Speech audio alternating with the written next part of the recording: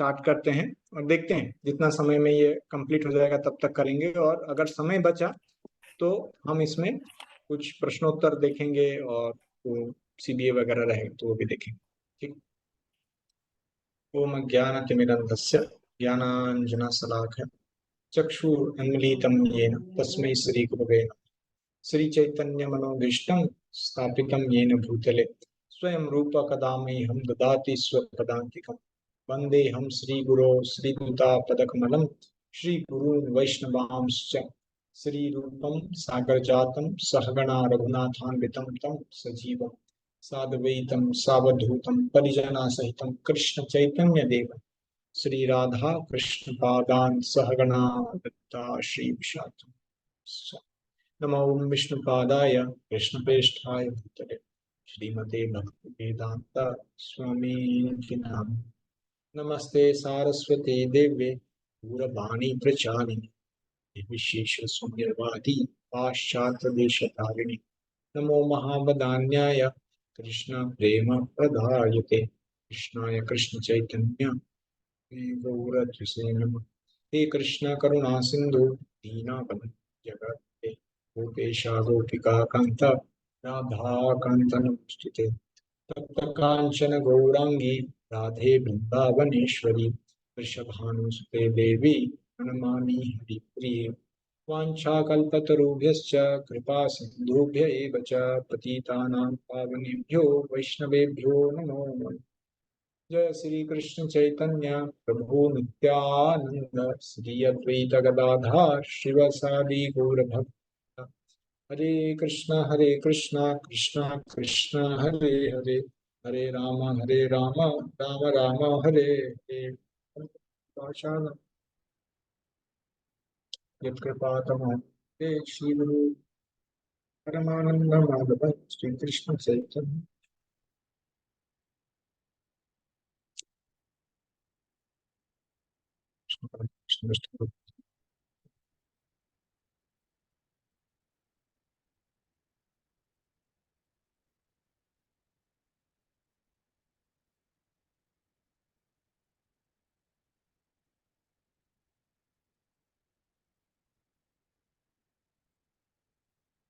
हरे कृष्णा। तो पिछले सत्र में हम 46वें श्लोक तक चर्चा किए थे भगवान का ये विश्व रूप दर्शन। तो आज उसके आगे हम चर्चा करेंगे। एक मिनट मैं शेयर करता हूँ स्क्रीन।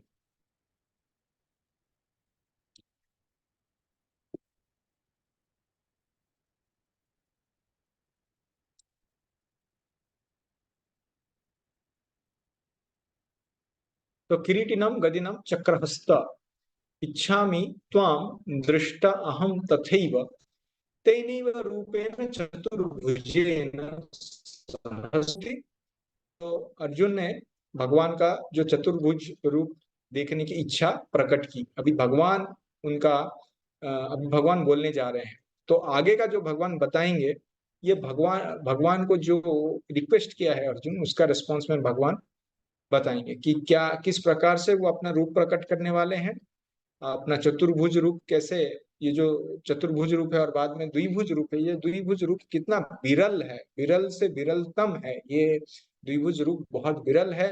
और इस रूप का दर्शन करने का जो क्वालिफिकेशन है वो है शुद्ध भक्ति या अनन्य भक्ति। अनन्य भक्ति के कारण ही, अनन्य भक्ति करने से ही कोई ये रूप का दर्शन कर सकता है, क्योंकि ये बहुत दुर्लभ है, सुदुर्दर्शम है। भगवान ये शब्द का प्रयोग करेंगे, सुदुर्दर्शम, बहुत ही विरल है इस प्रकार से। ठीक है, तो हम श्लोक पढ़ेंगे और आगे का चर्चा करेंगे। आज शायद थोड़ा समय मिल सकता है, तो किसी को कुछ प्रश्न पूछना है ओबीए के बारे में, सीबीए थोड़ा देख सकते हैं, या फिर कोई और डाउट सीख सकते हैं, क्योंकि नहीं है, समय मिलेगा तो उसके हिसाब से हम करें। मया प्रसन्नेन तव अर्जुनेदम रूपम परम दर्श मताम आत्मयोगात् तेजोमयम विश्व मनः त्वमाद्यम यन्मे त्वदेन न दृष्ट पूर्वम। ठीक है, साध्वी लक्ष्मी माता जी पढ़िए। भगवान ने कहा, हे अर्जुन, मैंने प्रसन्न होकर अपनी आपका अंतरंगा आवाज शक्ति। बहुत कम आ रहा है। हरे कृष्णा माता जी, आपका आवाज बहुत कम आ रहा है, कृपया थोड़ा आवाज बढ़ाइए मोबाइल। अच्छा प्रभु जी। हरे कृष्ण। आवाज आ रही है प्रभु जी? हरे हरे कृष्णा। कृष्ण। आवाज आ रही है? आपका आवाज नहीं आ रहा है। अच्छा। तो जी आवाज आ रही, हरे कृष्ण बाबू जी, आवाज आ रही है आवाज आ मतलब। रही। आ हरे रही कृष्ण प्रभु प्रभु जी। आवाज? हाँ हाँ आ रही है बाबू जी, आ रही है। आवाज आ रही है क्लियर। ओ, एक मिनट एक मिनट। आवाज आ रही एक है। मिनट, यहाँ पे प्रॉब्लम है, एक मिनट प्लीज। ठीक है, तो आपने पढ़ लिया तो मैं। भगवान ने कहा, हे अर्जुन, मैंने प्रसन्न होकर अपनी अंतरंगा शक्ति के बल पर तुम्हें इस संसार में इस परम विश्व रूप का दर्शन कराया है। इसके पूर्व अन्य किसी ने इस असीम तथा तेजोमय आदि रूप को कभी नहीं देखा। तो यहाँ पे तो ऑब्वियस प्रश्न उठता है कि कभी किसी ने क्यों नहीं देखा है। तो हमने चर्चा किया था, वो करेंगे चर्चा। यहाँ पे हम देखो भगवान क्या बता रहे हैं। मया प्रसन्नेन, तो मैं अर्जुन तुमसे प्रसन्न चित्त होकर तब अर्जुन रूपम परम दर्शताम आत्मयोगात, अपनी अंतरंगा शक्ति से ये जो दर्शताम, ये दिखा रहा हूं मैं, ये तेजोमय रूप है। और ये रूप कैसा है? ये रूप विश्व अनंत असीम रूप है। तो अभी तो प्रसन्न चित्त में मैंने तुम्हें ये विश्व रूप का दर्शन दिलाया, क्योंकि ये अर्जुन का इच्छा था कि भगवान का विश्व रूप देखे, तो भगवान ने ये इच्छा का पूर्ति किया। अभी यहाँ पे जो बताया गया है कि इसके पूर्व अन्य किसी ने भी ये असीम रूप तथा तेजोमय आदि रूप कभी नहीं देखा था। तो सभी प्रश्न करेंगे, अरे आपने तो पहले बताया था कि दुर्योधन को दिखाया था, यशोदामा को दिखाया था, और देवताएं भी देखते रहते हैं, तो फिर कैसे लिखा है? इसलिए लिखा है क्योंकि भगवान के सारे विश्व रूप एक तरह के नहीं होते हैं। अलग अलग विश्व रूप में थोड़ी थोड़ी बदलाव भी होते हैं। जैसे भागवतम का द्वितीय स्कंद में जो विश्व रूप दिया है, वो विश्व रूप है जिसमें जो योगी रहता है, जो अष्टांग योगी रहता है, वो भगवान को जिसका चित्त आसक्त रहता है, वो भगवान के ऊपर क्या करता है? मेडिटेट करता है, ध्यान करता है। और उस ध्यान करने के लिए क्या सोचता है कि ये विश्व के अलग अलग जो चीज हैं, जो अलग अलग लोक हैं, वो भगवान के शरीर के विश्व रूप के अलग अलग अंग हैं। और ये जो अलग अलग वर्ण है, ब्राह्मण क्षत्रिय वैश्य शूद्र, ये भी भगवान के अलग अलग अंग हैं। तो इसलिए, और फिर तृतीय स्कंद में जो दिया गया है थोड़ा सा अलग है। और स्पेसिफिकली यहाँ पे जो काल रूप है, वो कभी भी किसी को भगवान ने दर्शन नहीं दिलाया, क्योंकि भगवान ने यहाँ पे अर्जुन को विराट रूप और काल रूप दिखाया। इसलिए भगवान यहाँ पे बोल रहे हैं कि ये मैंने कभी किसी को पहले दिखा। ठीक है माता जी, तात्पर्य पढ़िए। भगवान ने कहा, हे अर्जुन। अर्जुन भगवान के विश्व रूप को देखना चाहता था। हम्म। अतः भगवान कृष्ण ने अपने भक्त अर्जुन पर अनुकंपा करते हुए उसे अपने तेजोमय तथा ऐश्वर्यमय विश्व रूप का दर्शन कराया। यह रूप सूर्य के भांति चमक रहा था और इसके मुख निरंतर परिवर्तित हो रहे थे। कृष्ण ने यह रूप अर्जुन की इच्छा को शांत करने के लिए ही दिखलाया। यह रूप कृष्ण की उस अंतरंगा शक्ति द्वारा प्रकट हुआ जो मानव कल्पना से परे है। अर्जुन से पूर्व भगवान के इस विश्व रूप का किसी ने दर्शन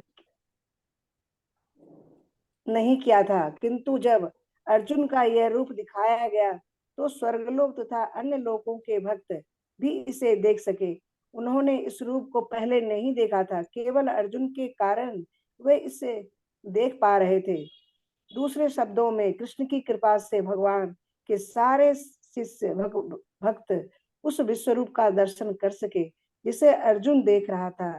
किसी ने टीका की है कि जब कृष्ण संधि का प्रस्ताव लेकर दुर्योधन के पास गए थे तो उसे भी इसी रूप का दर्शन कराया गया था। दुर्भाग्यवश दुर्योधन ने शांति प्रस्ताव स्वीकार नहीं किया, किंतु कृष्ण ने उस समय अपने कुछ रूप दिखाए थे, किंतु वे रूप अर्जुन को दिखाए गए इस रूप से सर्वथा भिन्न थे। यह स्पष्ट कहा गया है कि इस रूप को पहले किसी ने भी नहीं देखा था। हरे कृष्ण। हरे कृष्ण, धन्यवाद। तो ये प्रश्न जो भी किसी किसी का मन में उठता था, तो अभी प्रभुपाद जी अपने तात्पर्य में संपूर्णतः इसको क्लैरिफाई करते हैं कि किसी ने क्यों नहीं देखा था, क्योंकि दुर्योधन को तो दिखाया था लेकिन थोड़ा भिन्न था, यहाँ पे सर्वथा भिन्न था। ठीक है, इसलिए ये रूप कोई देखा नहीं था। तो ये जो श्लोक है, अगला श्लोक, ये श्लोक फिर से आएगा बाद में, इसी प्रकार का श्लोक आएगा। ठीक है। न वेद यज्ञ अध्ययेन न दान्ये न च क्रियाभिः न तपोभिरुग्रैः एवं रूपोऽशक्य अहं नृलोके द्रष्टुम त्वदन्येन कुरु प्रवीरा। ठीक, पहले रीता सौ माता जी पढ़िए, अगला श्लोक सुमंगल सखा पढ़िए। जी प्रभु। हे कुरुश्रेष्ठ, तुमसे पूर्व मेरे इस विश्व रूप को किसी ने नहीं देखा, क्योंकि मैं न तो वैगाध्ययन के द्वारा, न यज्ञ दान पुण्य या कठिन तपस्या के द्वारा इस रूप में इस संसार में देखा हूँ। ठीक, तो कोई इससे पहले इस प्रकार का जो भगवान रूप दिखा रहे हैं वो किसी ने देखा नहीं था, क्योंकि अर्जुन को भगवान ने जो है दृष्टि दिया था, दिव्य चक्षु दिया था। और एक चीज तो है कि अर्जुन भगवान का मित्र था, इसलिए अर्जुन देख पा रहा था। लेकिन अगर बाकी कोई व्यक्ति भी है, अगर वेदों का अध्ययन करता है, क्या क्या बताया गया है, वेद यज्ञ या अध्ययन या दान या क्रिया यानी पुण्य कर्म या तपस्या, इस प्रकार से शक्य न, वो शक्य, वो देख नहीं सकता है किसको, भगवान का ये रूप को नहीं देख सकता। भगवान ने अर्जुन को ये दृष्टि दिया, दिव्य दृष्टि दिया, जिसके कारण। लेकिन जो भक्त भगवान के शुद्ध भक्त होते हैं, उनको ये रूप के प्रति आकर्षण नहीं होता है। अगर कोई भक्त को इस प्रकार का मौका मिले और दृष्टि भी मिले, तो भी वो इस प्रकार के रूप के प्रति आकर्षित नहीं होता है शुद्ध भक्त। ठीक, तात्पर्य पढ़िए। इस प्रसंग में दिव्य दृष्टि को भली भांति समझ लेना चाहिए। तो यह दिव्य दृष्टि किसके पास हो सकती है? दिव्य का अर्थ है दैवी। जब तक कोई देवता के रूप में दिव्यता नहीं कर लेता, दिव्य दृष्टि प्राप्त नहीं हो सकती। और देवता कौन है? वैदिक शास्त्रों का कथन है कि जो भगवान विष्णु के भक्त है वे देवता है। जो नास्तिक है, अर्थात जो विष्णु में विश्वास नहीं करते या जो कृष्ण के निर्विशेष अंश को परमेश्वर मानते हैं, उन्हें यह दिव्य दृष्टि नहीं प्राप्त हो सकती।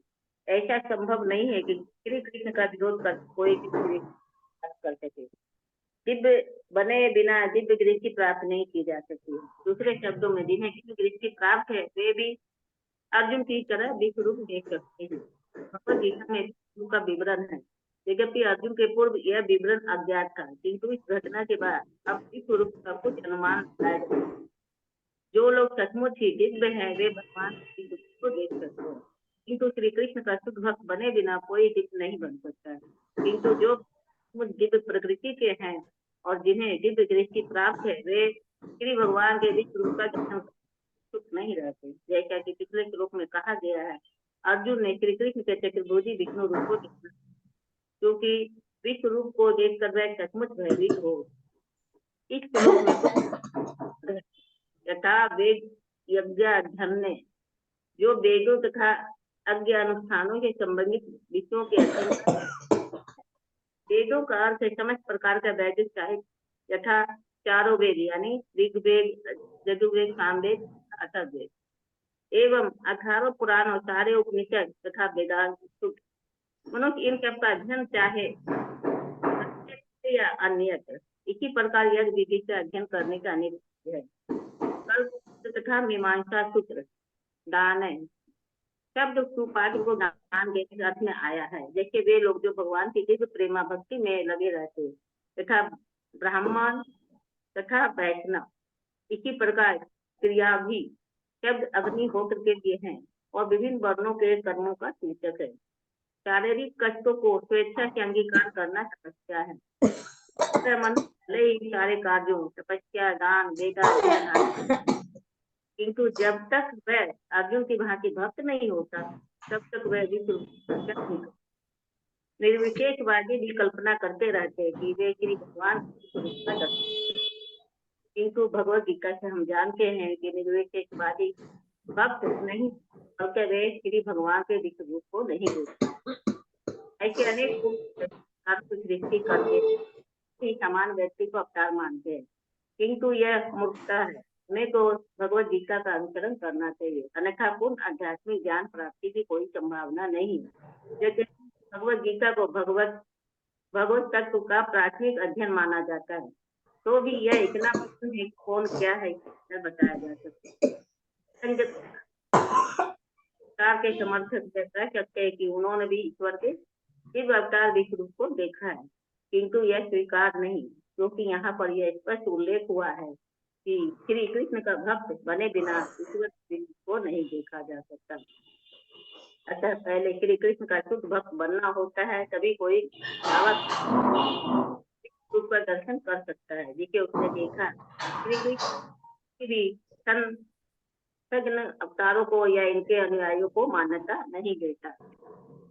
धन्यवाद। हरे कृष्ण। तो हम देखते हैं कि प्रभुपाद बहुत सारे चीज यहाँ पे बता रहे हैं। ये चीज तो अभी किसी किसी का मन में प्रश्न उठा होगा, अरे यहाँ पे बोला जा रहा है कि अर्जुन को भगवान ने दिव्य दृष्टि दिया है, तो देवताओं वाली दृष्टि। तो यहाँ पे प्रभुपाद जी वो क्लैरिफाई करते हैं कि दिव्य दृष्टि प्राप्त है जो अर्जुन की तरह विश्व रूप देख सकते हैं। ठीक है। तो यहाँ पे क्लियरली लिखा है ऐसा संभव नहीं है कि अर्जुन को विरोध करके कोई दिव्य दृष्टि प्राप्त कर सकता है। तो दिव्य का क्या मतलब है वो भी आगे प्रभुपाद जी बताते हैं। ठीक है। तो ये हो गया। अभी यहाँ पे आगे बताते हैं कि भगवान समझ रहे हैं धीरे धीरे कि हाँ अर्जुन, तुम्हें कष्ट हुआ होगा या फिर तुम्हें कुछ द्विधा हुई होगी, तुम्हें कुछ भय आया होगा मेरा रूप देख के। ये भगवान को पता है। भगवान ये श्लोक में ये बता है। अगला श्लोक, माते व्यथा मा च विमूढ़ भाव दृष्ट्वा रूपम घोरमिदृक् मम व्यपेत भी प्रीत मना पुनस्तम तदेव मे रूपमिदं प्रपश्य। सुमंगल सका पड़ी।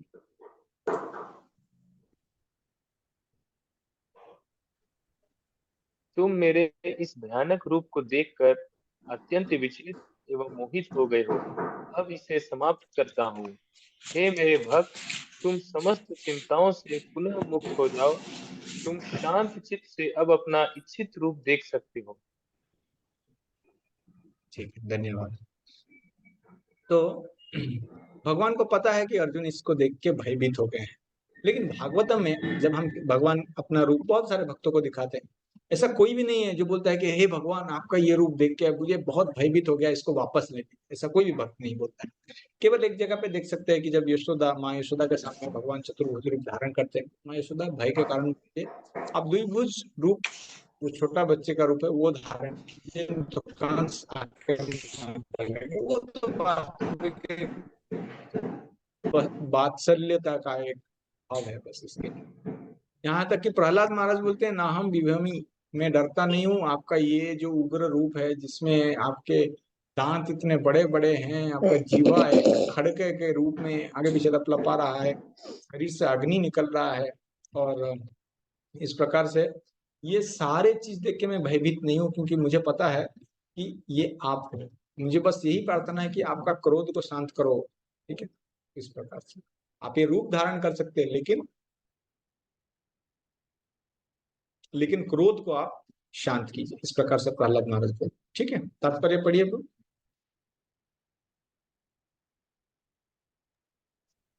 नीचे हो सुमंगल से कहा प्रभु, नीचे। तात्पर्य भगवत पढ़िए। गीता के प्रारंभ में, आवाज क्लियर है ना ब्रो? हाँ। भगवत गीता के प्रारंभ में अर्जुन अपने पूज्य पितामह भीष्म तथा गुरु द्रोण के वध के विषय में चिंतित था, किंतु कृष्ण ने कहा कि उसे अपने पितामह का वध करने से डरना नहीं चाहिए। जब कौरवों की सभा में धृतराष्ट्र के पुत्र द्रौपदी को विवस्त्र करना चाह रहे थे तो भीष्म तथा द्रोण मौन थे, अतः कर्तव्य विमुख होने के कारण इनका वध होना चाहिए। कृष्ण ने अर्जुन को अपने विश्व रूप का दर्शन यह दिखाने के लिए कराया ये लोग अपने कुकृत्यों के कारण पहले ही मारे जा चुके हैं। यह दृश्य अर्जुन को इसलिए दिखलाया गया क्योंकि भक्त शांत होते हैं और ऐसे जघन्य कहाँ गया हूँ?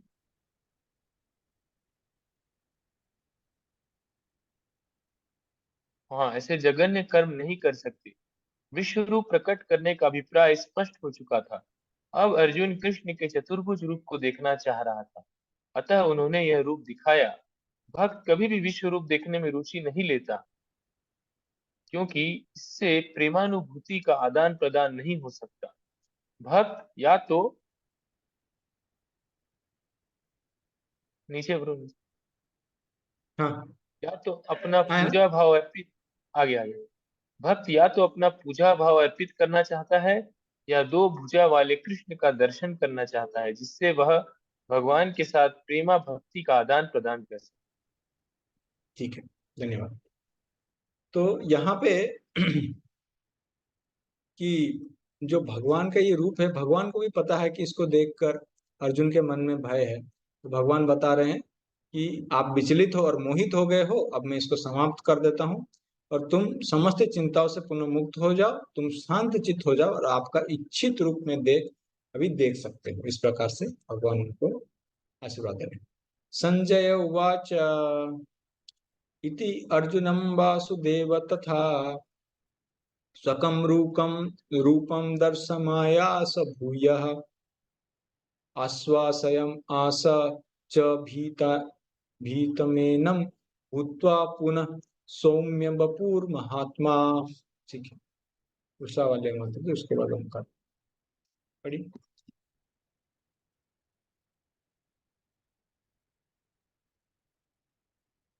हरे कृष्णा, आपका आवाज नहीं आ रहा है।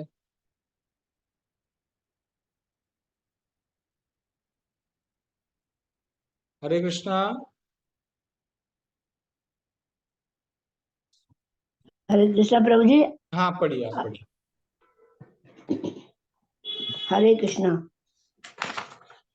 संजय ने धृतराष्ट्र से कहा, अर्जुन से इस प्रकार कहने के बाद भगवान कृष्ण ने अपना असली चतुर्भुज रूप प्रकट किया और अंत में दो भुजाओं वाला अपना रूप प्रदर्शित करके भयभीत अर्जुन को धैर्य बनाया। ठीक है, तो एक चीज देखते हैं यहाँ पे कि संजय धृतराष्ट्र को बता रहे हैं कि कृष्ण ने अपना चतुर्भुज रूप दिखाया और उसके बाद ये क्या है, उन्होंने द्विभुज रूप दिखाया। सौम्य वपु जो होता है वो द्विभुज रूप होता है। ठीक है, तात्पर्य पढ़िए। जब जब कृष्ण वसुदेव तथा देवकी के पुत्र रूप में प्रकट हुए तो पहले से चतुर्भुज नारायण रूप में ही प्रकट हुए, किंतु जब उनके माता पिता ने प्रार्थना की तो उन्होंने सामान्य बालक का रूप धारण कर लिया। उसी प्रकार कृष्ण को ज्ञात था कि अर्जुन उनके चतुर्भुज रूप को देखने का इच्छुक नहीं है, किंतु चूंकि अर्जुन ने उनको इस रूप में देखने की प्रार्थना की थी, अतः कृष्ण ने पहले अपना चतुर्भुज रूप दिखलाया और फिर वे अपने दो भुजाओं वाले रूप में प्रकट हुए। सोमवपु शब्द अत्यंत महत्वपूर्ण है। इसका अर्थ है अत्यंत सुंदर रूप। जब कृष्ण विद्वान थे तो सारे लोग उनके रूप पर ही मोहित हो जाते थे, और चूंकि कृष्ण इस विश्व के निर्देशक हैं, अतः उन्होंने अपने भक्त अर्जुन का भय दूर किया और पुनः उसे अपना सुंदर सौम्य रूप दिखलाया। ब्रह्मा संहिता में 5.38 कहा गया है कि प्रेमांजन नक्षुरित भक्ति विलोचनेन, जिस व्यक्ति की आंखों में प्रेम रूपी अंजन लगा है वही कृष्ण के सौम्य रूप का दर्शन कर सकता है। हरे कृष्णा। हरे कृष्णा प्रभु जी।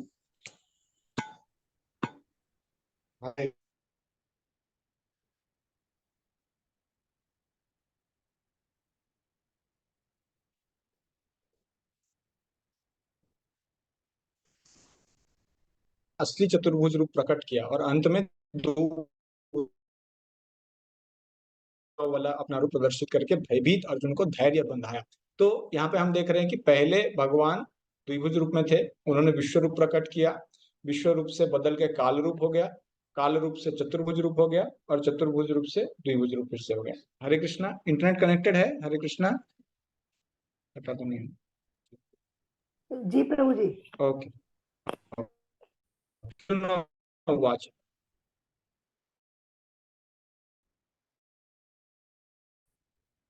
दृष्ट्वा इदं मानुषं रूपं सौम्यनार्दन इदानीं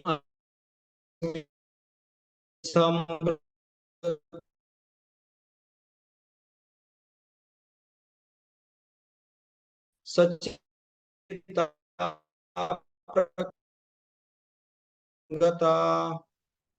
ठीक है, और कोई ये दोनों और पढ़ना चाहें? ठीक है, लगता है सभी वक्त व्यस्त हैं। कौन है? पढ़ो प्रभु प्रभु प्रभु जी। मैं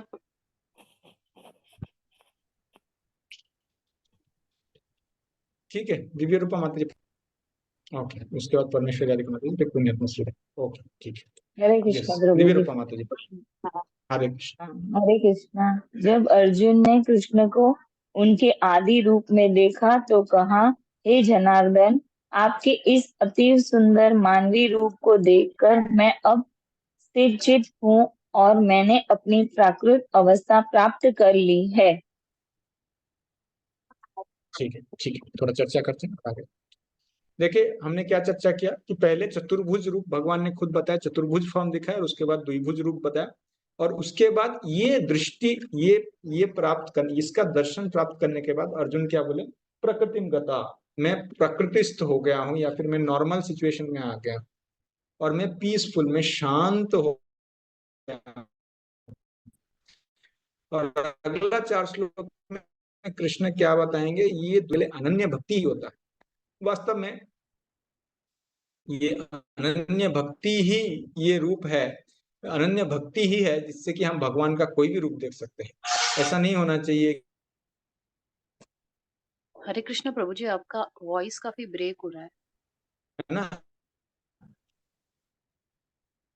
गया कृष्ण के पास, चलो कृष्ण दिखाओ थोड़ा आपका, चलो चतुर्भुज रूप दिखाओ। नहीं, भगवान उसके लिए राजी नहीं होंगे। या फिर कोई बोलेंगे कि चलो द्विभुज रूप दिखाओ। नहीं, केवल अनन्य भक्ति से अगर भगवान का कोई सेवा करता है, या भगवान का भक्ति करता है, और भगवान से प्रार्थना करता है, हे भगवान आपका ये रूप प्रकट कीजिए, और भगवान प्रसन्न है, तब जाके प्रकट होते हैं। वास्तव में यही तरीका होता है, भक्त इस प्रकार से भगवान को देखते हैं। देखिए यहाँ पे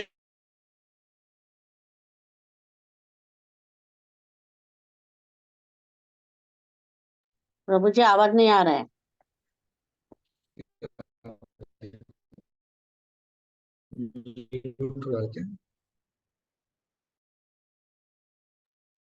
प्रभु जी आपका आवाज नहीं आ रहा, बार बार ब्रेक भी हो रहा है। हरे कृष्णा। अभी आवाज है। हरे कृष्णा, हरे कृष्णा, अभी आ रहा है आवाज? हाँ अभी आ हाँ रहा अभी आ है। रहा है। अभी तो आया अभी आ रहा है ना? पर ठीक। अभी देर से ब्रेक ही हो रहा है। बीच बीच अच्छा, में ब्रेक हो रहा है। तो ओके, अभी आ रहा है क्या प्रॉपरली? हाँ हाँ, अभी अभी आ तो रहा है ठीक लग प्रॉपर। रहा हरे कृष्णा। ओके, ओके, ठीक है। तो अभी करते हैं। आज थोड़ा सा रूम भी चेंज हुआ है, तो इंटरनेट का शायद थोड़ा सा इशू रहेगा।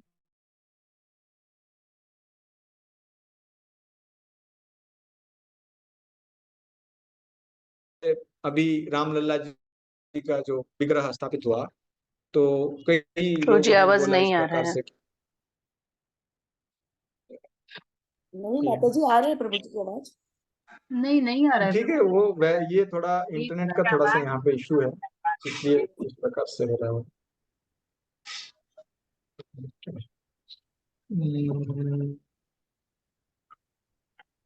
शाम से कनेक्टेड, ठीक है, अभी आएगा, कुछ प्रॉब्लम नहीं।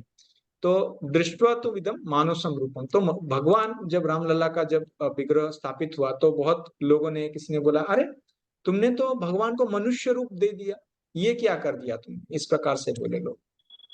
लेकिन इसको क्या बोलते हैं? इसको एंथ्रोमॉर्फिज्म बोलते हैं। यानी उनका सोचना रहता है कि अगर कोई मनुष्य है वो सोचेगा भगवान मनुष्य के रूप में है, अगर कोई घोड़ा है वो सोचेगा भगवान घोड़ा के रूप में है, अगर कोई हाथी होगा वो सोचेगा भगवान हाथी के रूप में है।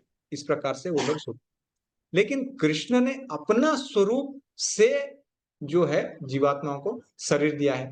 पुरुषों को पुरुष शरीर और स्त्रियों को भगवान श्रीमती राधा रानी उस प्रकार का दिया है। ऐसा ऐसा नहीं है कि भगवान हमारे जैसे दिखते हैं। मनुष्य रूप यानी हम सबके भौतिक शरीर हैं।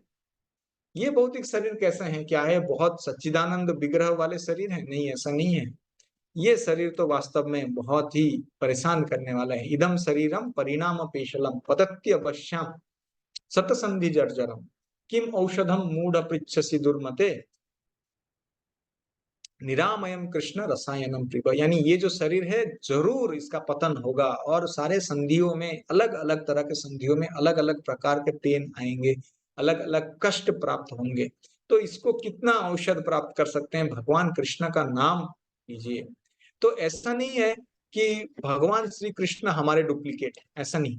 हम जो है हम वी आर, इसलिए बाइबल में बताया गया है man is made in the image of God. भगवान का प्रतिरूप है ये मनुष्य शरीर, द्विभुज रूप, ये भगवान का प्रतिरूप है। या भगवान हमने अपने स्वरूप को देख के भगवान को इमेजिन किया, ऐसा नहीं है। वास्तव में भगवान का स्वरूप तो वेणुम क्वणंतम अरविंद दलायताक्षम, तो पूरा ब्रह्म संहिता में भागवतम में अलग अलग जगह में भगवान का स्वरूप का वर्णन किया गया है। ठीक है, अभी तात्पर्य पढ़िए। हाँ प्रभु जी। तात्पर्य यहाँ पर प्रयुक्त मानुषम रूपम शब्द स्पष्ट सूचित करते हैं कि भगवान मूलतः दो भुजाओं वाले हैं। जो लोग कृष्ण को सामान्य व्यक्ति मानकर उनका उपहास करते हैं, उनको यहाँ पर भगवान की दिव्य प्रकृति के अनभिज्ञ बताया गया है। यदि कृष्ण सामान्य मनुष्य होते तो उनके लिए पहले विश्व रूप और फिर चतुर्भुज नारायण रूप दिखा पाना कैसे संभव हो पाता। अतः भगवत गीता में यह स्पष्ट उल्लेख है कि जो कृष्ण को सामान्य व्यक्ति मानता है और पाठक को यह कहकर भ्रांत करता है कि कृष्ण के भीतर का निर्विशेष ब्रह्म बोल रहा है, वह सबसे बड़ा अन्याय करता है। कृष्ण ने सचमुच अपने विश्व रूप को तथा चतुर्भुज विष्णु रूप को प्रदर्शित किया, तो फिर वे किस तरह सामान्य पुरुष हो सकते हैं? शुद्ध भक्त कभी भी ऐसी गुमराह करने वाली टीकाओं से विचलित नहीं होता, क्योंकि वह वास्तविकता से अवगत रहता है। भगवत गीता के मूल श्लोक सूर्य की भांति स्पष्ट है। मूर्ख टीकाकारों को उन पर प्रकाश डालने की कोई आवश्यकता नहीं है। हरे कृष्ण प्रभु जी। हरे कृष्ण, धन्यवाद। तो यहाँ पे कुछ सारे चीज दिए गए हैं, तो उस पर हम करते हैं। कि कोई बोलता है कि कृष्ण का रूप तो भाई मानुसी है ना, द्विभुज रूप वाला है, तो उसको क्या बोलना चाहिए? ठीक है, कृष्ण का रूप मानुसी है तो आप विश्व रूप प्रकट करके दिखाओ। अगर कृष्ण साधारण मनुष्य है हम सब जैसे, यानी आप भी कृष्ण जैसे हो, तो आप विश्व रूप प्रकट करके दिखाओ, तब हम मान जाएंगे कि कृष्ण का रूप मानुसी है। वास्तव में ऐसा नहीं है। वास्तव में क्या है कि भगवान दिव्य हैं। और यहाँ पे शुद्ध भक्त कभी भी गुमराह करने वाला टीकाओं से विचलित नहीं होता। तो अगर हम शास्त्र को अच्छे से पढ़ेंगे, जैसे आप लोग पढ़ रहे हो, और अगर आप उसको अच्छे से समझोगे और श्लोक याद रखोगे या फिर कॉन्सेप्ट याद रखोगे, तो बाद में जाके कोई ऐसा व्यक्ति दूसरे भक्तों को दूसरे कोई मंदिर में या फिर कई सारे ऐसा इंटरनेट में हो, उससे भ्रमित नहीं हो, उससे विचलित नहीं होंगे। आपको पता रहेगा कि तत्व क्या है। कोई बोलेगा कि एक्चुअली विश्व रूप से ही कृष्ण आए हैं, तो फिर आप बोलोगे नहीं ये कैसे हो सकता है? अगर विश्व रूप से कृष्ण आए तो पहले विश्व रूप ही भगवत गीता बोलते थे ना, है कि नहीं? इस प्रकार से ठीक है। अभी भगवान अगले कुछ श्लोकों में ये बताएंगे कि ये रूप कितना जो है विरल है। ठीक है, श्री भगवान उवाच सुदुर्दशम इदम रूपम दृष्टवान असि यन्मम देव अप्यायस्य रूपस्य नित्यम दर्शन कांसिना। ठीक है, कौन हाथ उठाए हैं? पुण्यात्मा से। ठीक है, आप पढ़िए। हरे हरे कृष्णा। कृष्ण। श्री भगवान ने कहा, हे अर्जुन, तुम मेरे जिस रूप को इस समय देख रहे हो उसे देख पाना अत्यंत दुष्कर है। यहाँ तक कि देवता भी इस अत्यंत प्रिय रूप को देखने की ताक में रहते हैं। हाँ, तात्पर्य। धन्यवाद। हम पढ़ेंगे उस पर आएंगे। तो सुदुर्दर्शन, बहुत मुश्किल है ये देखना जो मैं आज तुम्हें दिखा रहा हूं। हे अर्जुन, ये बहुत मुश्किल है। कृष्णा ये स्वरूप कब दिखाते हैं? देखिए, कलयुग का कितना समय काल है? 4,32,000 साल, जो हमने पढ़ा था ब्रह्मा जी का जब जीवन काल 8वां अध्याय में आया था, किसी को याद रहेगा तो उसमें हमने पढ़ा था उस प्रकार से। और द्वापर युग का कितना समय काल है? 8,64,000 वर्ष। अभी 8,64,000 वर्ष में से कितना वर्ष भगवान श्री कृष्ण को धरातल में कोई दर्शन कर सकता था? 125। अभी 8,64,000 में से 125 वर्ष केवल कोई कृष्ण का दर्शन कर सकता था। और वो दर्शन करने के बाद भी बहुत सारे लोग थे जो भगवान को मानते ही नहीं थे, जैसे शिशुपाल, दुर्योधन इत्यादि। लेकिन देवता जो है वो बहुत आकांक्षी रहते हैं भगवान का ये स्वरूप, ये सुदूरदर्शन रूप देखने के लिए। तो भगवान ये बता रहे हैं कि ये जो विश्व रूप है, ये विश्व रूप को प्रकट करने के बाद उन्होंने सौम्य बपु प्रकट किया, यानी द्विभुज रूप प्रकट किया। और ये देवता इसका दर्शन अभिलाषी होती है। और जब केवल भगवान अवतार करते हैं इस संसार में, तब जाके देव कर सकते हैं। ये द्विभुज रूप के बारे में, ठीक है। इसका तात्पर्य पढ़िए। हरे कृष्णा। इस अध्याय के 47वें श्लोक में भगवान कृष्ण ने अपना विश्व रूप दिखाना बंद किया और अर्जुन को बताया कि अनेक तप यज्ञ आदि करने पर भी इस रूप को देख पाना असंभव है। अब सुदर्शन शब्द का प्रयोग किया जा रहा है, जो सूचित करता है कि कृष्ण द्विभुज रूप और अधिक गुण है। कोई तपस्या, वेदाध्ययन तथा दार्शनिक चिंतन आदि विभिन्न क्रियाओं के साथ थोड़ा सा भक्ति तत्व मिलाकर कृष्ण के विश्व रूप का दर्शन संभव कर सकता है, लेकिन भक्ति तत्व के बिना यह संभव नहीं है। इसका वर्णन पहले ही किया जा चुका है। फिर भी विश्व रूप से आगे कृष्ण का द्विभुज रूप है, जिसे ब्रह्मा तथा शिव जैसे बड़े बड़े देवताओं द्वारा भी देख पाना और भी कठिन है। वे उनका दर्शन करना चाहती हैं और श्रीमद् भागवतम में प्रमाण है कि जब भगवान अपनी माता देवी के गर्भ में थे तो स्वर्ग के सारे देवता कृष्ण के चमत्कार को देखने के लिए आए और उन्होंने उत्तम स्तुतियां की। यद्यपि उस समय वे दृष्टिगोचर नहीं थे, वे उनके दर्शन की प्रतीक्षा करते रहे। मूर्ख व्यक्ति उन्हें सामान्य जन समझकर भले ही उनका उपवास कर ले, उनका सम्मान न करने करके उनके भीतर स्थित किसी निराकार का अपसम्मान करे, किंतु यह सब मूर्खतापूर्ण व्यवहार है। कृष्ण के द्विभुज रूप का दर्शन तो ब्रह्मा तथा शिव जैसे देवता तक करना चाहते हैं। भगवद गीता के 9.11 में इसकी पुष्टि हुई है। अब जानते मां मूढ़ा मानुषी तनु माश्रितम, जो लोग उनका उपवास करते हैं वे उन्हें उनको दर्शन नहीं होते, जैसा कि ब्रह्म संहिता में तथा स्वयं कृष्ण द्वारा भगवद गीता में पुष्टि हुई है।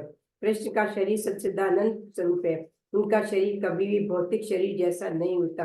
किंतु जो लोग भगवद गीता या किसी प्रकार के वैदिक शास्त्रों तक को पढ़कर कृष्ण का अध्ययन करते हैं, उनके लिए कृष्ण समस्या बनी रहती है।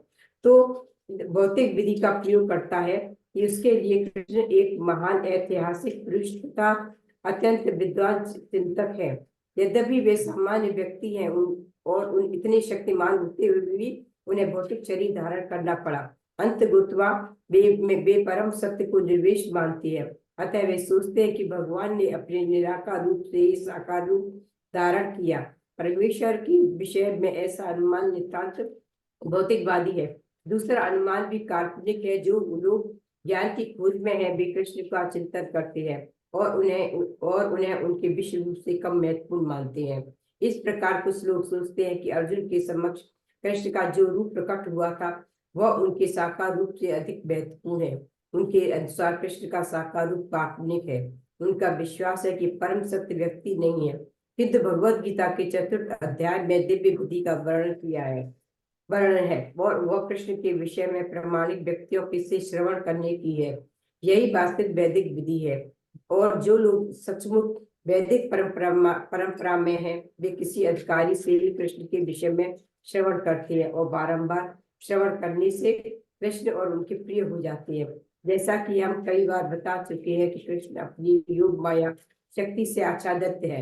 उन्हें हम हर कोई नहीं देख पा सकता, वही उन्हें देख सक पाता है जिसके समक्ष वे प्रकट होते हैं। इसकी पुष्टि वेदों में हुई है, किंतु जो शरणागत हो चुका है वह परम सत्य को सचमुच समझ सकता है। निरंतर कृष्ण भावनामृत से तथा कृष्ण की भक्ति से आध्यात्मिक आंखें खुल जाती हैं और वह कृष्ण को प्रकट रूप में देख सकता है। ऐसा प्रकट देवताओं तक के लिए दुर्लभ है, अतः वे भी उन्हें नहीं समझ पाते और उनके दिव्य रूप के दर्शन की ताक में रहते हैं। निष्कर्ष यह निकला कि यद्यपि कृष्ण के विश्व रूप का दर्शन कर पाना अत्यंत दुर्बल है और हर कोई ऐसा नहीं कर सकता, किंतु उनके श्याम सुंदर रूप को समझ पाना तो और भी कठिन है। हरे कृष्णा। हरे कृष्ण, धन्यवाद। तो जो भौतिक विधि का प्रयोग करता है उसके लिए कृष्ण तो एक महान ऐतिहासिक पुरुष है तथा अत्यंत विद्वान चिंतक है। यद्यपि वे सामान्य व्यक्ति है और इतने शक्तिमान होते हुए भी उन्हें भौतिक शरीर धारण करना पड़ा। तो भगवत गीता में भगवान बताते हैं, संभवामि आत्मा माया, भगवान अपने योग शक्ति, अपने योग माया से प्रकट होते हैं, वो महामाया से प्रकट नहीं। और जो लोग ज्ञान की खोज करते हैं वे कृष्ण का चिंतन करते हैं, उन्हें उनका विश्व रूप से कम महत्वपूर्ण मानते हैं। जैसे ये मानसिक चिंता धारा करने वाले लोग रहते हैं, जैसे यूट्यूब में आजकल बहुत सारे लोग बोलते हैं, तो सही तरह से अगर हम श्रवण करेंगे तो हमारे मन में कुछ गलत धारणा नहीं आएगा। जैसे गलती से लोग सोचते हैं कि ये विश्व रूप से द्विभुज रूप आया है, लेकिन कृष्ण क्या बता रहे हैं, अभी कौन से रूप प्रकट हो गए, अभी स्वयं, अभी ऑलरेडी भगवान ने पहले बता दिया कि पहले चतुर्भुज रूप प्रकट होंगे और बाद में सौम्य बपु प्रकट होंगे। तो वो होने के बाद भगवान बता रहे हैं इदम रूपम, ये इदम रूपम विश्व रूप को नहीं बता रहा है, ये इदम रूपम सौम्य रूप को बता रहा है, द्विभुज रूप को बता रहा है, जो कि बहुत ही सुदुर्दशम है। सुदुर्दशम विश्व रूप जो है वो सुदुर्दशम, और उनको केवल, हाँ, और देखिए कि यहाँ पे एक चीज बताना था। यहाँ पे देखिए एक इम्पोर्टेंट चीज है, यहाँ पे भगवान बता रहे हैं कि अब सुदूरदर्शन का शब्द का प्रयोग किया जा रहा है, जो सूचित करता है कि कृष्ण दार्शनिक चिंतन आदि विभिन्न क्रियाओं के साथ थोड़ा सा भक्ति तत्व मिलाकर कृष्ण का विश्वरूप दर्शन संभवतः कर सकता है, लेकिन भक्ति तत्व से बिना ये असंभव नहीं है। इसका वर्णन पहले ही किया जा चुका है। हरे कृष्ण, आवाज आ रहा है? आवाज आ यस रही है प्रभु, प्रभु यस जी? यस। Yes, okay. इंटरनेट तो यहाँ पे आप सबको याद होगा, हमने सबसे पहले आपको बताया था मिश्र भक्ति के बारे में, भक्ति मिश्र योग और योग मिश्र भक्ति और केवला भक्ति जो हमने बताया था। तो तपस्या, वेद अध्ययन इत्यादि करने के साथ थोड़ा सा भक्ति मिलाना, उसको क्या बोलते हैं, भक्ति मिश्र योग, ऐसा बताते हैं। तो योग के साथ थोड़ा सा भक्ति मिश्र किया, तो ये मिश्र भक्ति का कॉन्सेप्ट है, हमने आपको बताया था।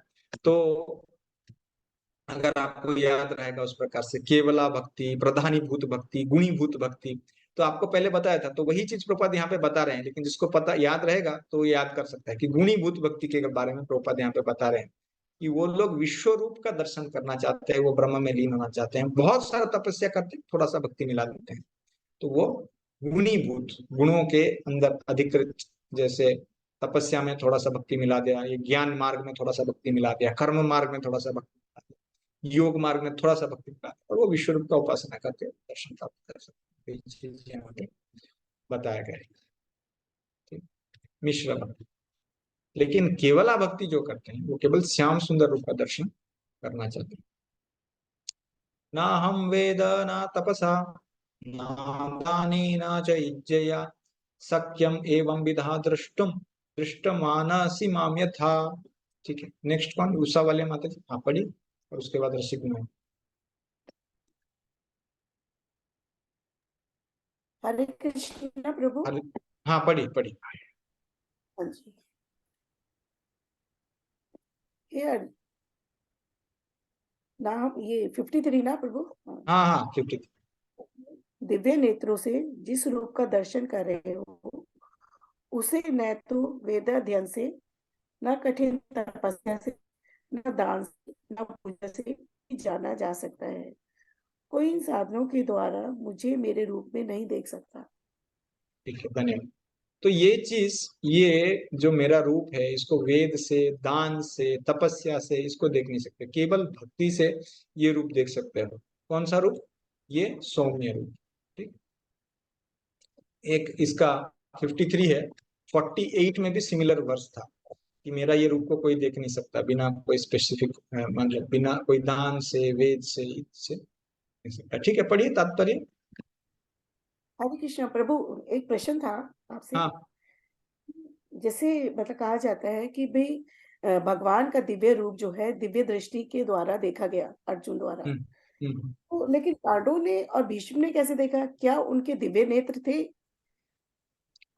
भगवान ने उनको प्रदान किए। वो आचार्य लिखते हैं कि सारे पांडव, और कोई कोई बोलते हैं कि भीष्म इत्यादि ने देखा, भीष्म और बाकी पांडवों ने देखा, तो भगवान ने उनको प्रदान किया होगा, उनके भक्त हैं वो, तो इसलिए उनको प्रदान किया होगा, तभी जाके वो देख पा रहे हैं। नहीं तो बिना दिव्य दृष्टि के तो कोई देख नहीं सकते।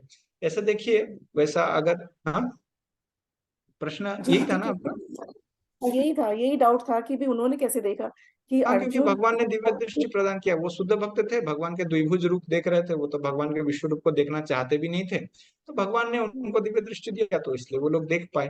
बाकी जो देवता हैं उनके पास तो दिव्य दृष्टि ऐसे ही है, क्योंकि वो देवता है, है इसलिए उन्होंने देखा। ठीक। यस प्रभु, आगे पढ़ते हैं तात्पर्य। हम्म कृष्ण पहले अपनी माता देवकी तथा पिता वसुदेव के समक्ष चतुर्भुज रूप में प्रकट हुए थे, और तब उन्होंने अपना द्विभुज रूप धारण किया था। जो लोग नास्तिक हैं या भक्ति विहीन हैं, उनके लिए इस रहस्य को समझ पाना अत्यंत कठिन है। जिन विद्वानों ने केवल व्याकरण विधि से या कोरी शैक्षिक योग्यताओं के आधार पर वैदिक साहित्य का अध्ययन किया है, वे कृष्ण को नहीं समझ सकते, ना ही वे लोग कृष्ण को समझ सकेंगे। जो औपचारिक पूजा करने के लिए मंदिर जाते हैं, वे भले ही वहां जाते रहें, वे कृष्ण के असली रूप को नहीं समझ सकेंगे। कृष्ण को तो केवल भक्ति मार्ग से समझा जा सकता है, जैसा कि कृष्ण ने स्वयं अगले श्लोक में बताया है। हरे कृष्ण। हरे कृष्ण। तो कृष्ण को समझने के लिए ना ही वे लोग कृष्ण को समझ सकेंगे जो औपचारिक रूप से पूजा करते हैं, या फिर जिन विद्वानों ने केवल व्याकरण विधि से या कोरी शिक्षाओं, योग्यताओं से के आधार पर वैदिक साहित्य का अध्ययन किया है, वो कृष्ण को नहीं समझ सकते।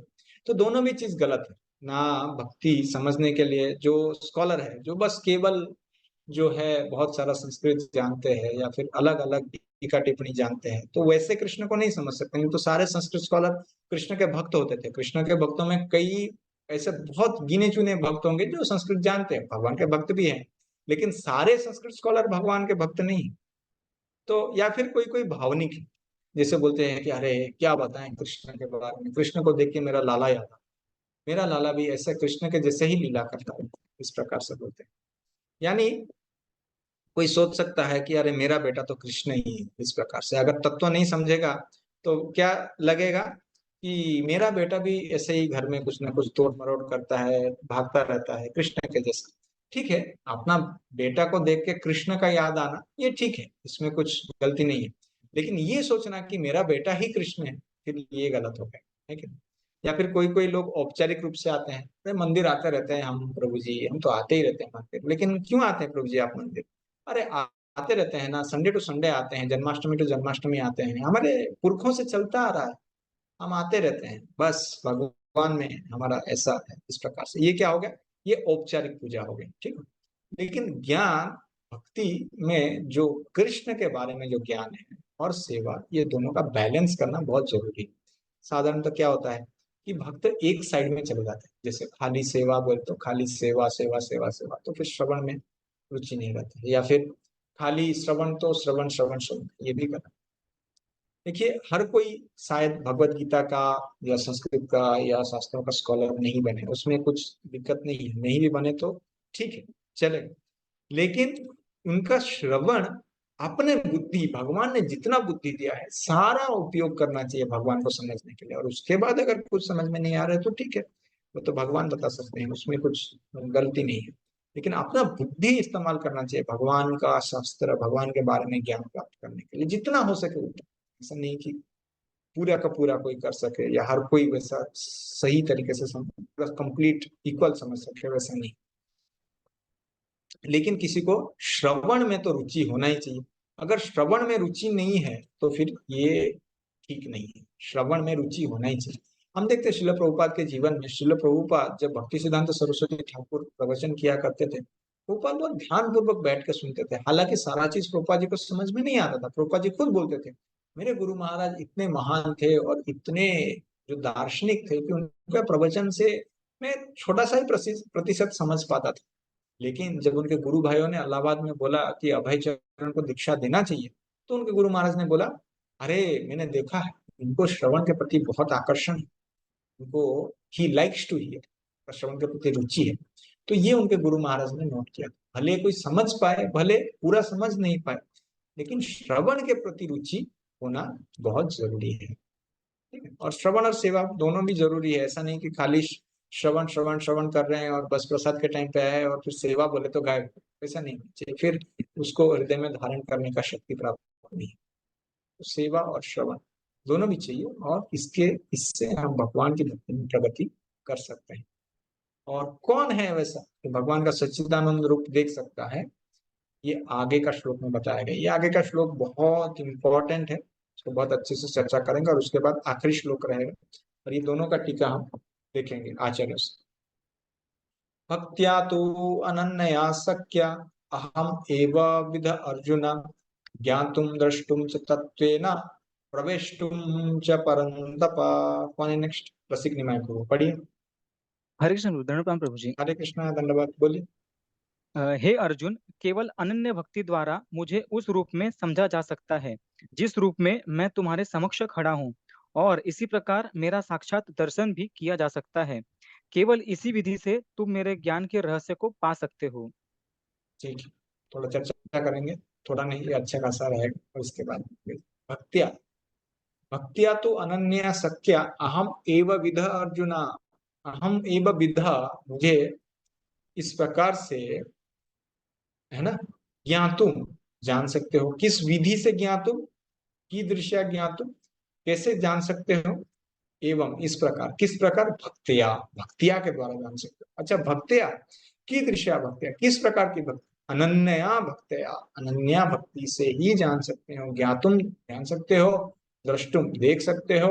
तत्वेन, तत्वेन देख सकते हो। और प्रविष्टुम, मेरे अंदर प्रवेश कर सकते हो। इसका ये मतलब नहीं है भगवान में हम प्रवेश हो जाएंगे, भगवान के धाम में प्रवेश कर सकते। ठीक, तो ये जो शुद्ध भक्ति है, ये शुद्ध भक्ति के द्वारा ही भगवान को समझा जा सकता है। बिना ये जो अहेतु की अप्रतिहता या फिर शुद्ध भक्ति जिसमें ज्ञान और कर्म का कोई लेश मात्र भी ना हो, अगर इस प्रकार का भक्ति हम नहीं करेंगे तो हम भगवान को समझ नहीं सकते। तो एक श्लोक है, हम भागवत से देखेंगे, उससे थोड़ा चर्चा भी और होगा। अच्छा श्लोक है, एक मिनट।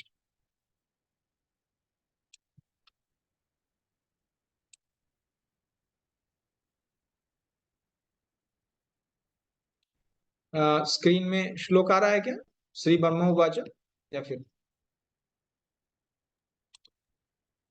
नहीं, अभी तक तो नहीं आया प्रभु जी। अभी आ जाएगा। यस प्रभु जी, अभी देख रहे हैं। यस, ये दसम स्कंद का 14वां अध्याय, ब्रह्मा जी का भगवान श्री कृष्ण को प्रार्थना, पहला श्लोक। श्री ब्रह्म उवाच नौमी देत ब्रबपुषा तडिदंबराय कुंजावतम सपपृछा लसन्मुखाय वन्येशजे कवलाभेत्र विषाण वेणु लक्ष्म्या श्रिये मृदुपाद पशुपंकजाय। ब्रह्मा जी बताते, हे भगवान, आप पूजनीय परम पुरुष हैं, इसीलिए मैं आपके चरण में अपना दंडवत सादर प्रणाम और प्रार्थना प्रदा कर रहा हूँ। हे नंद पुत्र, आपका दिव्य शरीर जो है वो मेघमाला की तरह है, और आपका जो शरीर का जो वस्त्र है वो बिजली के समान है, और आपका शरीर का सौंदर्य, आपका चेहरे का सौंदर्य गुंजमाला जो कर्ण में धारण किया हुआ है उससे और बढ़ रहा है, और आपके सर में जो ये मोर पंख है उससे भी बढ़ रहा है, और आप बनमाला पहने हुए हो जो कि बनमाला और पत्तियों से बना हुआ है, और साथ में गाय चराने के लिए एक लकड़ी और बुफालो हॉर्न, यानी इसको अभी क्या बोलूं, जो भी है बुफालो हॉर्न जिससे वो हॉर्न बजाते हैं इस प्रकार से, और वेणु ये पकड़ के आप एक खाद्य का एक छोटा सा टुकड़ा पकड़े हुए, यानी भगवान दधियन पकड़े हुए पकड़ के खड़े, ये आपका जो है असली रूप है, इस प्रकार से ब्रह्मा जी बता रहे हैं।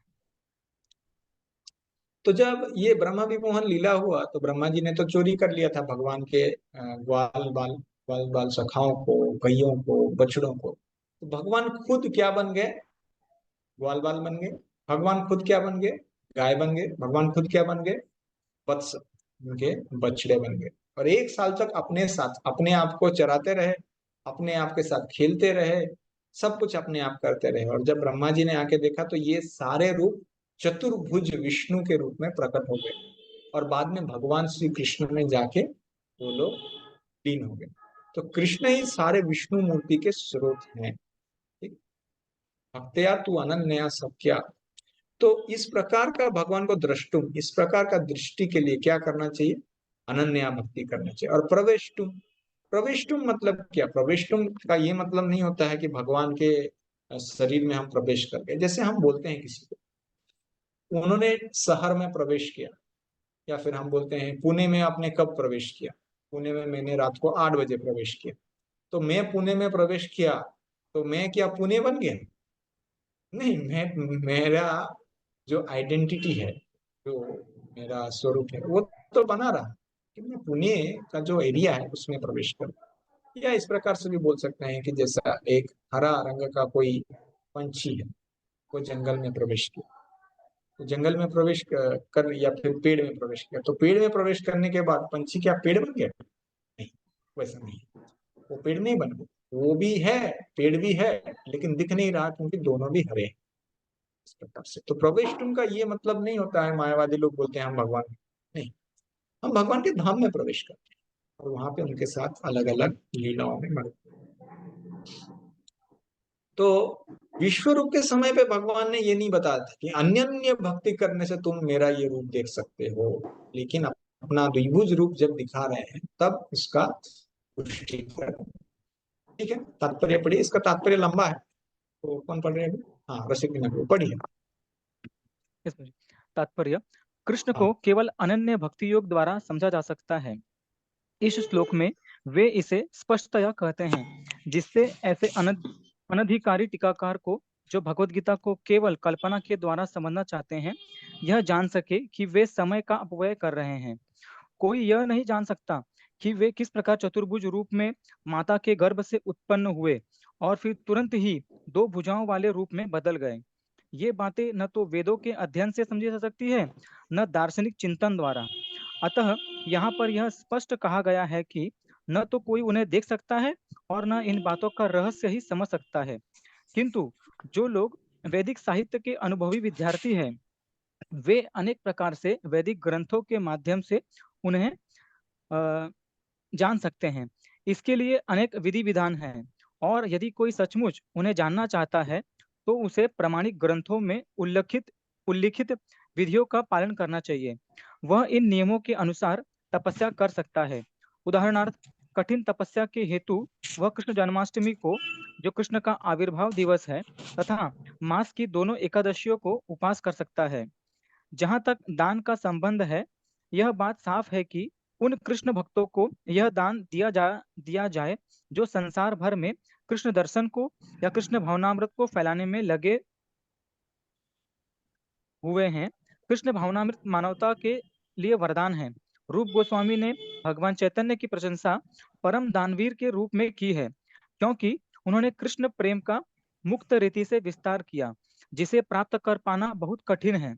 अतः यदि कोई कृष्ण भावनामृत का प्रचार करने वाले व्यक्तियों को अपना धन दान में देता है, तो कृष्ण भावनामृत का प्रचार करने के लिए दिया गया यह दान संसार का सबसे बड़ा दान है। और यदि कोई मंदिर में जाकर विधि पूर्वक पूजा करता है, भारत के मंदिरों में सदा कोई न कोई मूर्ति, सामान्यतः विष्णु या कृष्ण की मूर्ति रहती है, तो यह भगवान की पूजा करके तथा उन्हें सम्मान प्रदान करके उन्नति करने का अवसर होता है। नौसिखियों के लिए भगवान की भक्ति करते हुए मंदिर पूजा अनिवार्य है, जिसकी पुष्टि श्वेताश्वर उपनिषद में 6.23 में हुई है।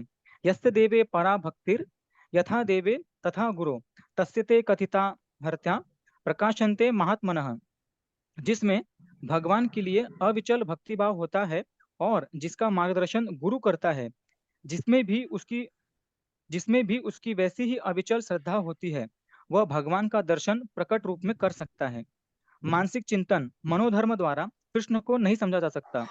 जो व्यक्ति प्रामाणिक गुरु से मार्गदर्शन प्राप्त नहीं करता, उसके लिए कृष्ण को समझने का शुभारंभ कर पाना भी कठिन है। यहाँ पर तू शब्द का प्रयोग विशेष रूप से यह सूचित करने के लिए हुआ है कि कोई अन्य विधि न तो बताई जा सकती है, न प्रयुक्त की जा सकती है, न ही कृष्ण को समझने में सफल हो सकती है। कृष्ण के चतुर्भुज तथा द्विभुज साक्षात रूप अर्जुन को दिखाए गए क्षणिक विश्व रूप से सर्वथा भिन्न है। नारायण का चतुर्भुज रूप तथा कृष्ण का द्विभुज रूप दोनों ही शाश्वत तथा दिव्य है, जबकि अर्जुन को दिखलाया गया विश्व रूप नश्वर है। दुदर्शन शब्द का अर्थ ही है देख पाने में कठिन, जिससे पता चलता है कि इस विश्व रूप को किसी ने नहीं देखा था। इससे यह भी पता चलता है कि भक्तों को इस रूप को दिखाने की आवश्यकता भी नहीं थी। इस रूप को कृष्ण ने अर्जुन की प्रार्थना पर दिखाया था, जिससे भविष्य में यदि कोई अपने को भगवान का अवतार कहे तो लोग उससे कह सके तुम अपना विश्व रूप दिखाओ। पिछले श्लोक में न शब्द की पुनरुक्ति सूचित करती है कि मनुष्य को वैदिक ग्रंथों के पांडित्य का गर्व नहीं होना चाहिए, उसे कृष्ण की भक्ति करनी चाहिए, तभी वह भगवत गीता की टीका लिखने का प्रयास कर सकता है। कृष्ण विश्व रूप से नारायण के चतुर्भुज रूप में और फिर अपने सहज द्विभुज रूप में परिणत होते हैं। इससे यह सूचित होता है कि वैदिक साहित्य में उल्लिखित चतुर्भुज रूप तथा अन्य रूप कृष्ण के आदि द्विभुज रूप ही से उद्भूत है। वे समस्त उद्धवों के उद्गम हैं। कृष्ण इनसे भी भिन्न है। निर्विशेष रूप की कल्पना का तो कुछ कहना ही नहीं। जहाँ तक कृष्ण के चतुर्भुजी रूपों का संबंध है, यह स्पष्ट कहा गया है कि कृष्ण का सर्वाधिक निकट चतुर्भुजी रूप जो महाविष्णु के नाम से विख्यात है और जो कारणानों में शयन करते हैं तथा जिनके श्वास तथा प्रश्वास में अनेक ब्रह्मांड निकलते एवं प्रवेश करते रहते हैं, भी भगवान का अंश है। जैसा कि ब्रह्म संहिता 5.48 में कहा गया है, यस्य कनिस्वसित काल मथावलंब्य जीवन्ति लोम विलजा जगदंदनाथा विष्णुर्महान सह इह यस्य कला विशेषो गोविंदमादि पुरुषम तमहम भजामि। जिनके श्वास लेने से ही जिनमें अनंत ब्रह्मांड प्रवेश करते हैं तथा पुनः बाहर निकल आते हैं, वे महाविष्णु कृष्ण के अंश रूप है। अतः मैं गोविंद या कृष्ण की पूजा करता हूँ, जो समस्त कारणों के कारण हैं। अतः मनुष्य को चाहिए कि कृष्ण के साकार रूप को भगवान मानकर पूजे, क्योंकि वही सच्चिदानंद स्वरूप है।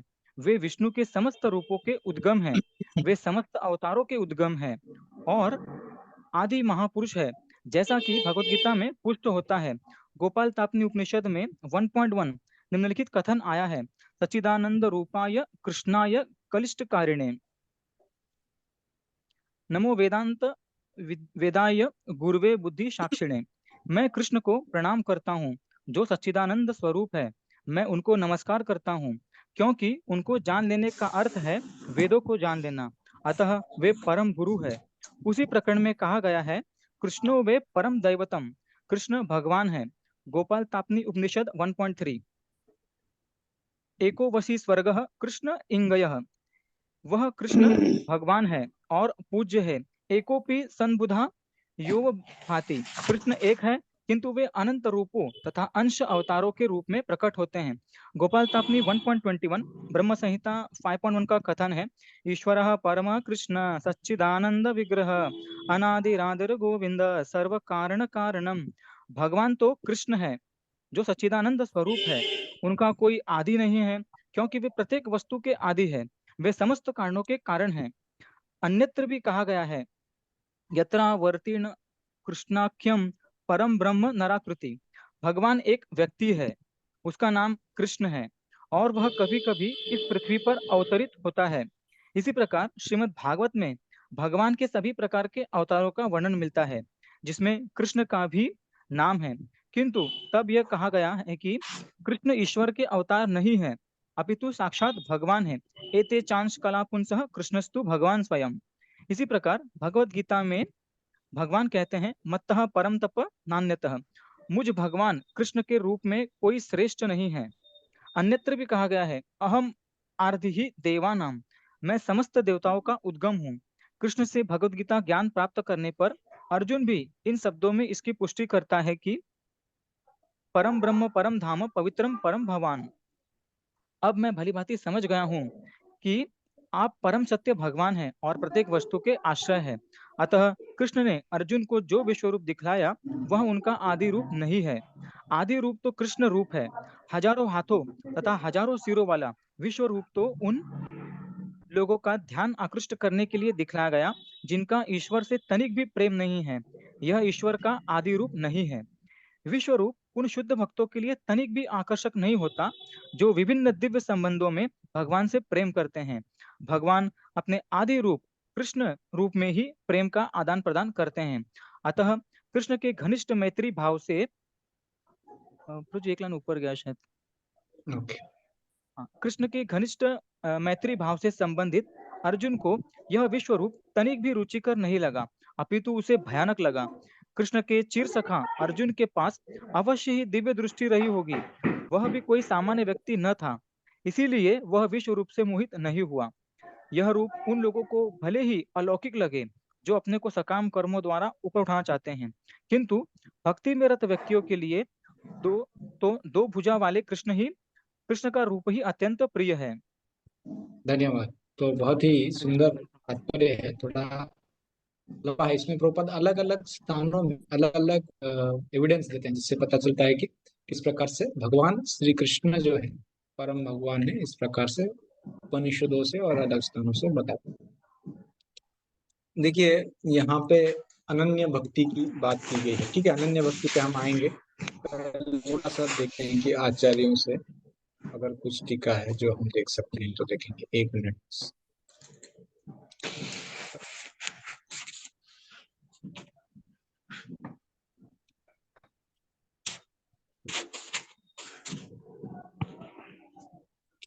एक मिनट सारा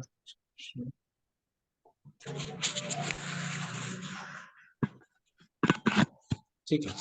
तो विश्वनाथ चक्रवर्ती ठाकुर क्या बताते हैं कि ये विश्व रूप से क्या प्राप्त होता है। भगवान अगर बता रहे हैं केवल अनन्य भक्ति से मुझे जान सकता, विश्व रूप से क्या प्राप्त होता है, तो भक्ति से मैं और समझा जा सकता हूँ। अगर कोई निर्वाण मोक्ष चाहता है तो वो प्रवेश टू ब्रह्मन में प्रवेश कर सकता है। ये गुणीभूत भक्ति के बारे में हम चर्चा कर रहे थे कि थोड़ा सा भक्ति मिला के ज्ञानी जो है वो अनन्य भक्ति मिला के फिर वो सायुज्य प्राप्त कर सकता है या भगवान में प्रवेश कर सकता है, इस प्रकार से। और ये क्या बताते हैं, हाँ बलदेव विद्याभूषण क्या बताते हैं कि हाँ, हमने जो शहर का उदाहरण दिया, मैं शहर में घुसता हूँ का ये मतलब नहीं कि मैं शहर बन गया, ये बलदेव विद्याभूषण का उदाहरण है, ठीक। तो फिर उसके बाद उन्होंने ये चीज बताया कि तू मतलब कि अलग अलग कोई और भी साधना करे तो भगवान का दर्शन नहीं प्राप्त कर सकता, केवल और केवल अगर वो अनन्य भक्ति करेगा तब जाके भगवान का दर्शन प्राप्त कर सकता है। और ये सारे श्लोक प्रभुपाद जी ने अपने तात्पर्य में दिया है।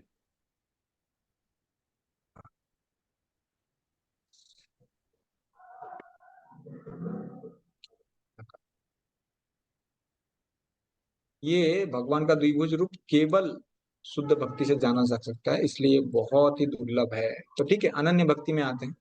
क्या है, देखिए अनन्य भक्ति आप अगर नेटर ऑफ डिवोशन पढ़ेंगे या फिर पढ़ चुके हैं तो अच्छा है।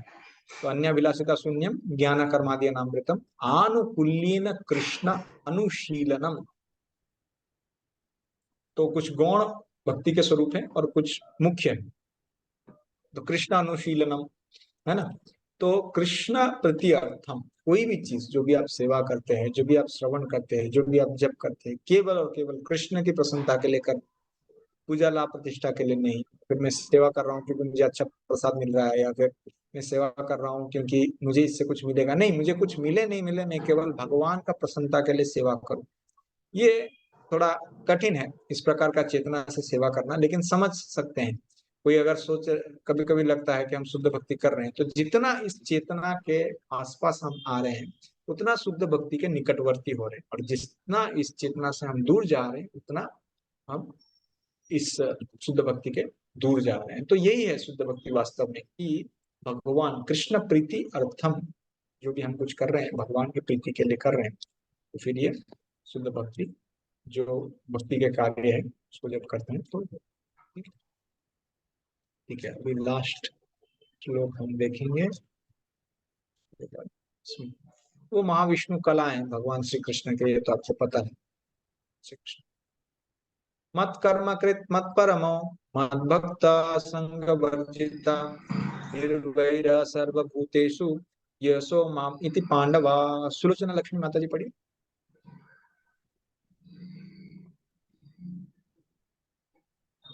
हरे कृष्णा, हरे कृष्णा।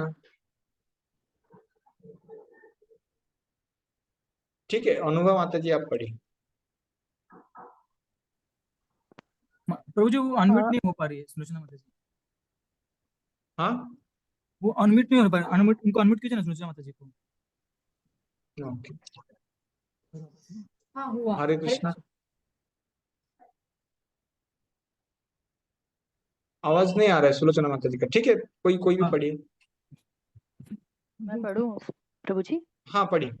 हे अर्जुन, जो व्यक्ति सकाम कर्मों तथा मनोधर्म के कलमश से मुक्त होकर मेरी शुद्ध भक्ति में तत्पर रहता है, जो मेरे लिए ही कर्म करता है, जो मुझे ही जीवन लक्ष्य समझता है और जो प्रत्येक जीव से मैत्री भाव रखता है, वह निश्चय ही मुझे प्राप्त करता है।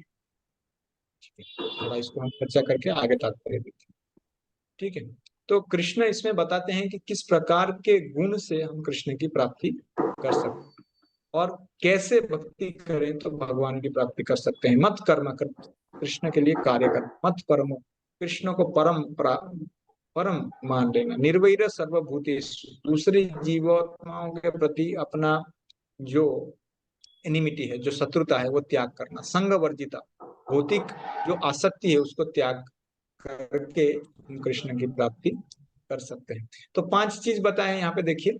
मत कर्मकृत पहला, दूसरा मत परम, तीसरा मत भक्ता, चौथा संग वर्जिता और 5वां निर्वैर सर्वभूतेषु। भक्ति के 5 अंग भगवान इस श्लोक में बता रहे हैं। और इस प्रकार से जैसे मत कर्मकृत का चर्चा करते हैं, तो मत कर्मकृत यानी हम जो भी कुछ कर रहे हैं, मत कर्मकृत यानी कृष्ण के लिए कर्म कर, यानी कोई बिजनेस भी कर रहा हो या फिर जॉब कर रहे हो, ये डायरेक्ट सेवा नहीं है। लेकिन अगर इस प्रकार की सेवा करेंगे, किस लिए कर रहे हैं? ताकि जो भक्त हैं उनके परिवार में अगर शांति रहेगी तो वो शांति से भक्ति कर सकते हैं। ये जैसे कभी कभी विग्रहों की सेवा तो बहुत डायरेक्ट सेवा होती है, लेकिन ये इनडायरेक्ट सेवा है कि जो धन अर्जन करना है इस प्रकार से, ताकि इस प्रकार से उनका जीवन यापन हो सके कि वो भक्ति कर पाए। तो ये मत कर्मकृत हो गया। लेकिन साथ ही साथ ये भी देखना चाहिए कि यानी लोभ की भावना से नहीं जाना चाहिए। क्या करना चाहिए? उतना ही करना चाहिए जितने कि परिवार सुखी रह सके और भक्ति में लग सके, वो इम्पोर्टेंट। ये हो गया मत कर्मकृत। और मत परमों का क्या अर्थ है? कि जो कृष्ण को परम लक्ष्य करके मान लिया है। जैसे क्या होता है कि जैसे कई बार भक्तों के अंदर भी देखा जाता है कि अरे हमारे वन देवता है, हमारे ग्राम देवता है, हमारे कुल देवता है, उनका भी पूजा करना है। ये किया जा सकता है, ये लौकिक की श्रद्धा के हिसाब से, कि बाकी लोग ये चीजों पे श्रद्धा ना खोलें, इसके लिए हम कर रहे हैं। ना कि हम कोई भक्त है जिन्होंने गौड़ीय वैष्णव संप्रदाय में दीक्षा लिया है, तो दीक्षा लेने के बाद जो जीवन होता है वो कृष्ण और गुरु के ऊपर आधारित हो जाता है संपूर्णतः। तो समझ जाना चाहिए कि अभी तो कृष्ण ही भगवान है, जो भी कुछ करेंगे कृष्ण करेंगे। बस बाकी लोगों को ये जो बाकी देवताओं का पूजा है, अगर बाकी घर में कोई मेंबर्स हैं जो करना चाहते हैं तो कर सकते हैं, लेकिन ये मुख्य चीज नहीं है। मुख्य अंग क्या है? भगवान श्री कृष्ण की सेवा, उनका नाम जप, भागवत इत्यादि। इस प्रकार से। या फिर क्या होता है कि आजकल भक्तों के समाज में भी कभी कभी देखा जाता है, कोई बोलते हैं कि अरे आप भक्त बन गए तो क्या देवताओं को पूजा करना छोड़ सकते हैं? ऐसा नहीं है। तो ये गलत धारणा है। जो भक्त भगवान का शरण एक बार ले लेते हैं, अलग से दूसरे देवताओं का पूजा करने का कोई जरूरत नहीं है। ठीक है, ये थोड़ा सा बड़ा तात्पर्य है। ठीक है, ओके, तो आगे चर्चा करेंगे। इसको आप पढ़िए, इसका तात्पर्य पढ़िए। जी। जो कोई चिन्मय व्योम के कृष्ण लोक में परम पुरुष को प्राप्त करके भगवान श्री कृष्ण से घनिष्ठ संबंध स्थापित करना चाहता है, उसे स्वयं श्री भगवान द्वारा बताए गए इस मंत्र को ग्रहण करना होगा। अतः यह श्लोक भगवत गीता का सार माना जाता है। भगवत गीता एक ऐसा ग्रंथ है जो उन बद्ध जीवों की ओर लक्षित है जो इस भौतिक संसार में प्रकृति पर प्रभुत्व जताने में लगे हुए हैं और वास्तविक आध्यात्मिक जीवन के बारे में नहीं जानते। भगवत गीता का उद्देश्य यह दिखाना है कि मनुष्य किस प्रकार अपने आध्यात्मिक अस्तित्व को तथा श्री भगवान के साथ अपने संबंध को समझ सकता है, तथा उसे यह शिक्षा देना है कि वह भगवत धाम को कैसे पहुंच सकता है। यह श्लोक उस विधि को स्पष्ट रूप से बताता है जिससे मनुष्य अपने आध्यात्मिक कार्य में अर्थात भक्ति में सफलता प्राप्त कर सकता है। भक्ति रसामृत सिंधु 2.255 में कहा गया है, अनासक्तस्य विषयान् यथार्हमुपयुञ्जतः निर्बन्धः कृष्ण संबंधे युक्तं वैराग्यमुच्यते। ऐसा कोई कार्य न करें जो श्री कृष्ण से संबंधित न हो, यह कृष्ण कर्म कहलाता है। कोई भले ही कितने कर्म क्यों न करे, किंतु उसे उनके फल के प्रति आसक्ति नहीं होनी चाहिए। यह फल तो श्री कृष्ण को ही अर्पित किया जाना चाहिए। उदाहरणार्थ, यदि कोई व्यापार में व्यस्त है तो उसे इस व्यापार को कृष्ण भावनामृत में परिणत करने के लिए श्री कृष्ण को अर्पित करना होगा। यदि श्री कृष्ण व्यापार के स्वामी है तो इसका लाभ भी उन्हें ही मिलना चाहिए। यदि किसी व्यापारी के पास करोड़ों रुपए की संपत्ति हो और यदि वह इसे श्री कृष्ण को अर्पित करना चाहे तो वह ऐसा कर सकता है। यही कृष्ण कर्म है। अपनी इंद्रिय तृप्ति के लिए विशाल भवन न बनवाकर वह श्री कृष्ण के लिए सुंदर मंदिर बनवा सकता है, श्री कृष्ण का अर्चा विग्रह स्थापित कर सकता है और भक्ति के प्रामाणिक ग्रंथों में वर्णित अर्चा विग्रह की सेवा का प्रबंध करा सकता है। यह सब कृष्ण कर्म है। मनुष्य को अपने कर्म फल में लिप्त नहीं होना चाहिए, अपितु इसे श्री कृष्ण को अर्पित करके बची हुई वस्तु को केवल प्रसाद रूप में ग्रहण करना चाहिए। यदि कोई श्री कृष्ण के लिए विशाल भवन बनवा देता है और उसमें श्री कृष्ण का अर्चा विग्रह स्थापित करता है तो उसमें उसे रहने की मनाही नहीं रहती, लेकिन श्री कृष्ण को ही इस भवन का स्वामी मानना चाहिए। यही कृष्ण भावनामृत है।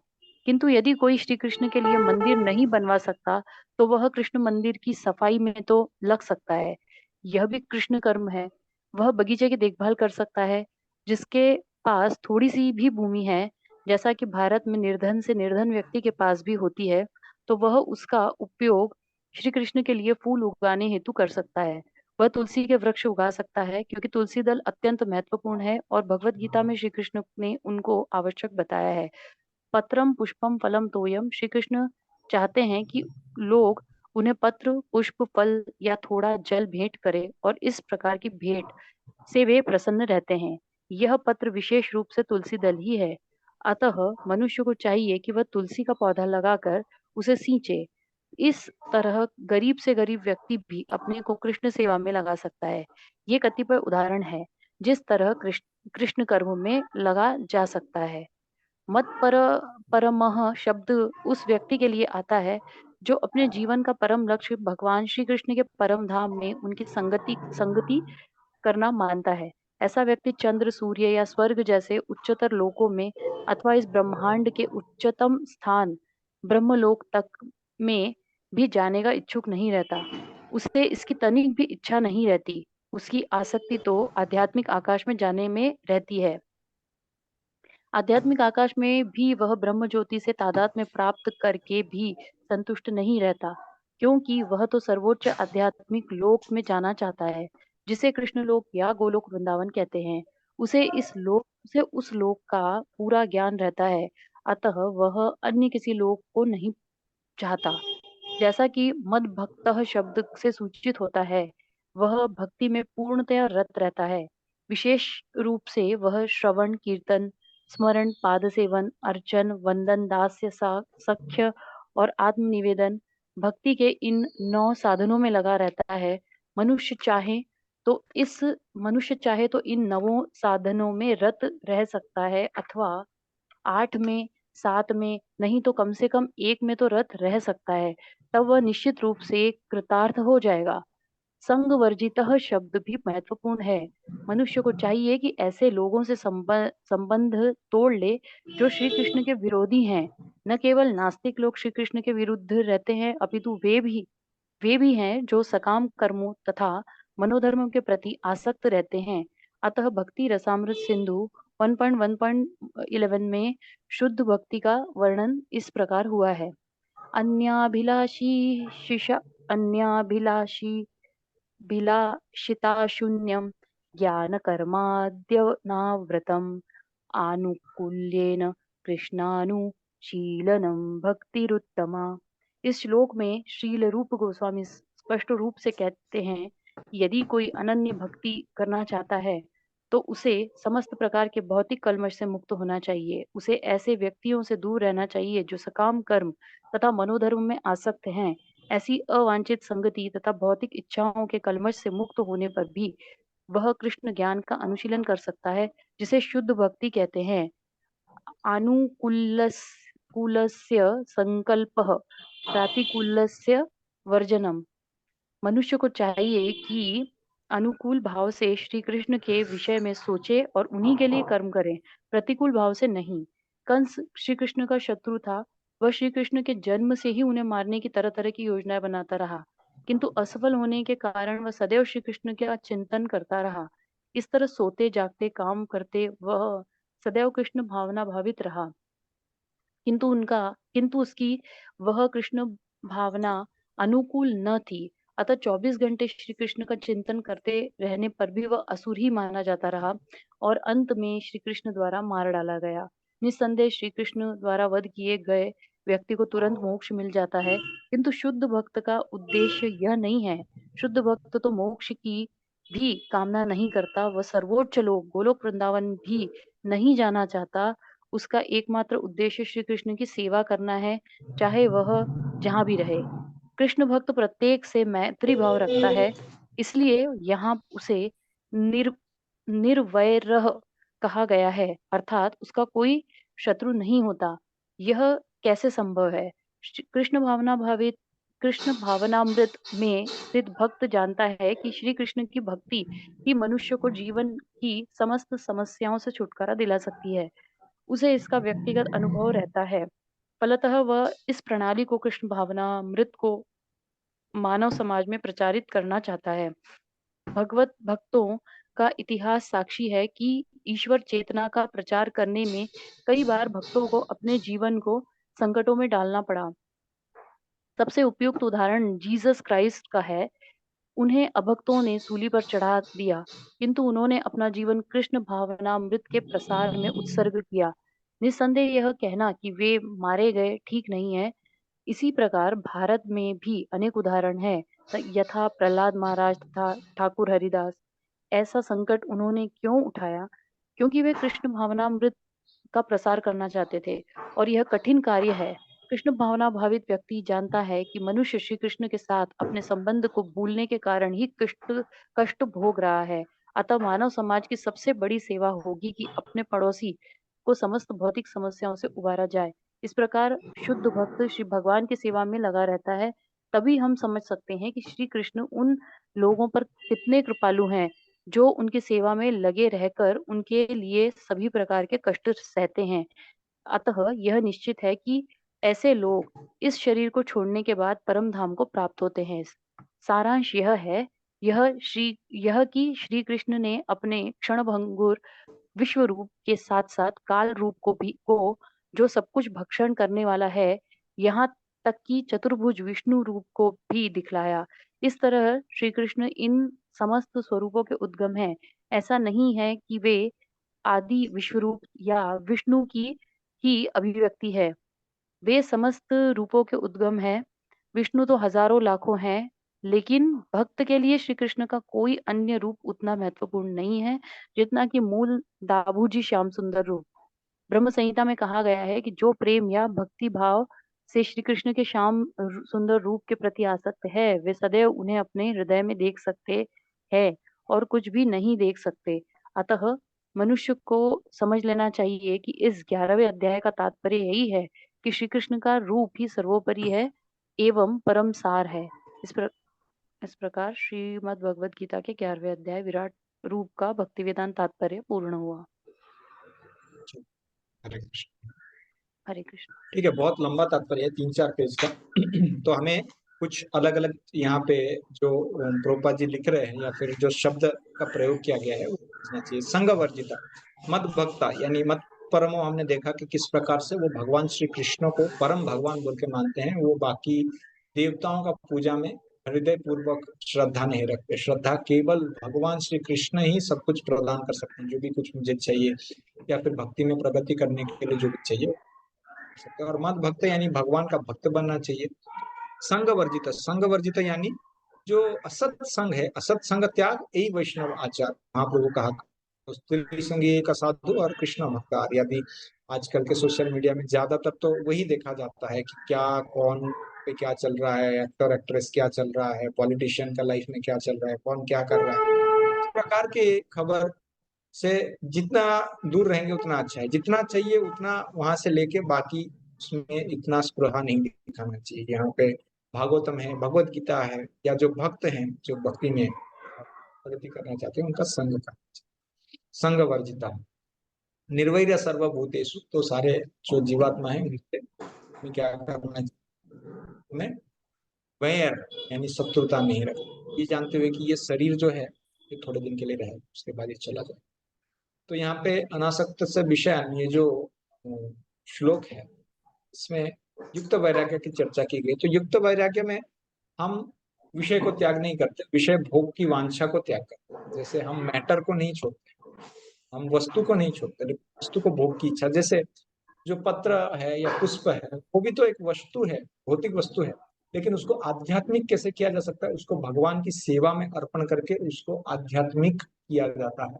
जैसे उद्धव भगवान को भागवत में बताते हैं कि त्वम सराख गंधा इत्यादि एक श्लोक आता है, इसमें बताते हैं कि भगवान को अर्पित किया गया जो माला है या फूल है उसको जब कोई व्यक्ति सूंघता है, जो भगवान को अर्पित किया गया है, तो वो माया का जाल से बाहर आ जाता है धीरे धीरे। इस प्रकार से कि भगवान को अर्पित कोई भी चीज जो उनके भोग के लिए अर्पण किया गया है, इस प्रकार से प्रसाद है या फिर माला है, तो उसको जब हम ग्रहण करते हैं हम क्या है, माया से बाहर आते हैं। ये तो वस्तु है, ये तो भौतिक है नहीं, लेकिन ये आध्यात्मिक हो गया है क्योंकि कृष्ण की सेवा में ये लग गया है इस प्रकार से।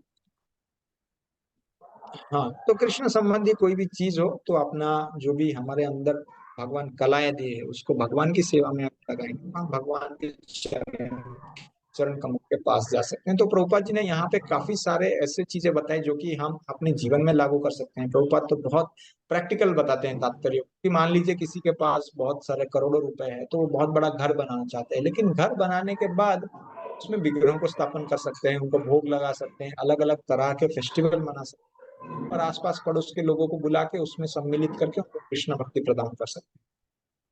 तो इस प्रकार से, और वो जानेंगे कि ये घर जो है मेरा नहीं, ये तो वास्तव में भगवान ने दिया है, भगवान का घर। एक बार एक भक्त अपने घर में ऐसे मायापुर से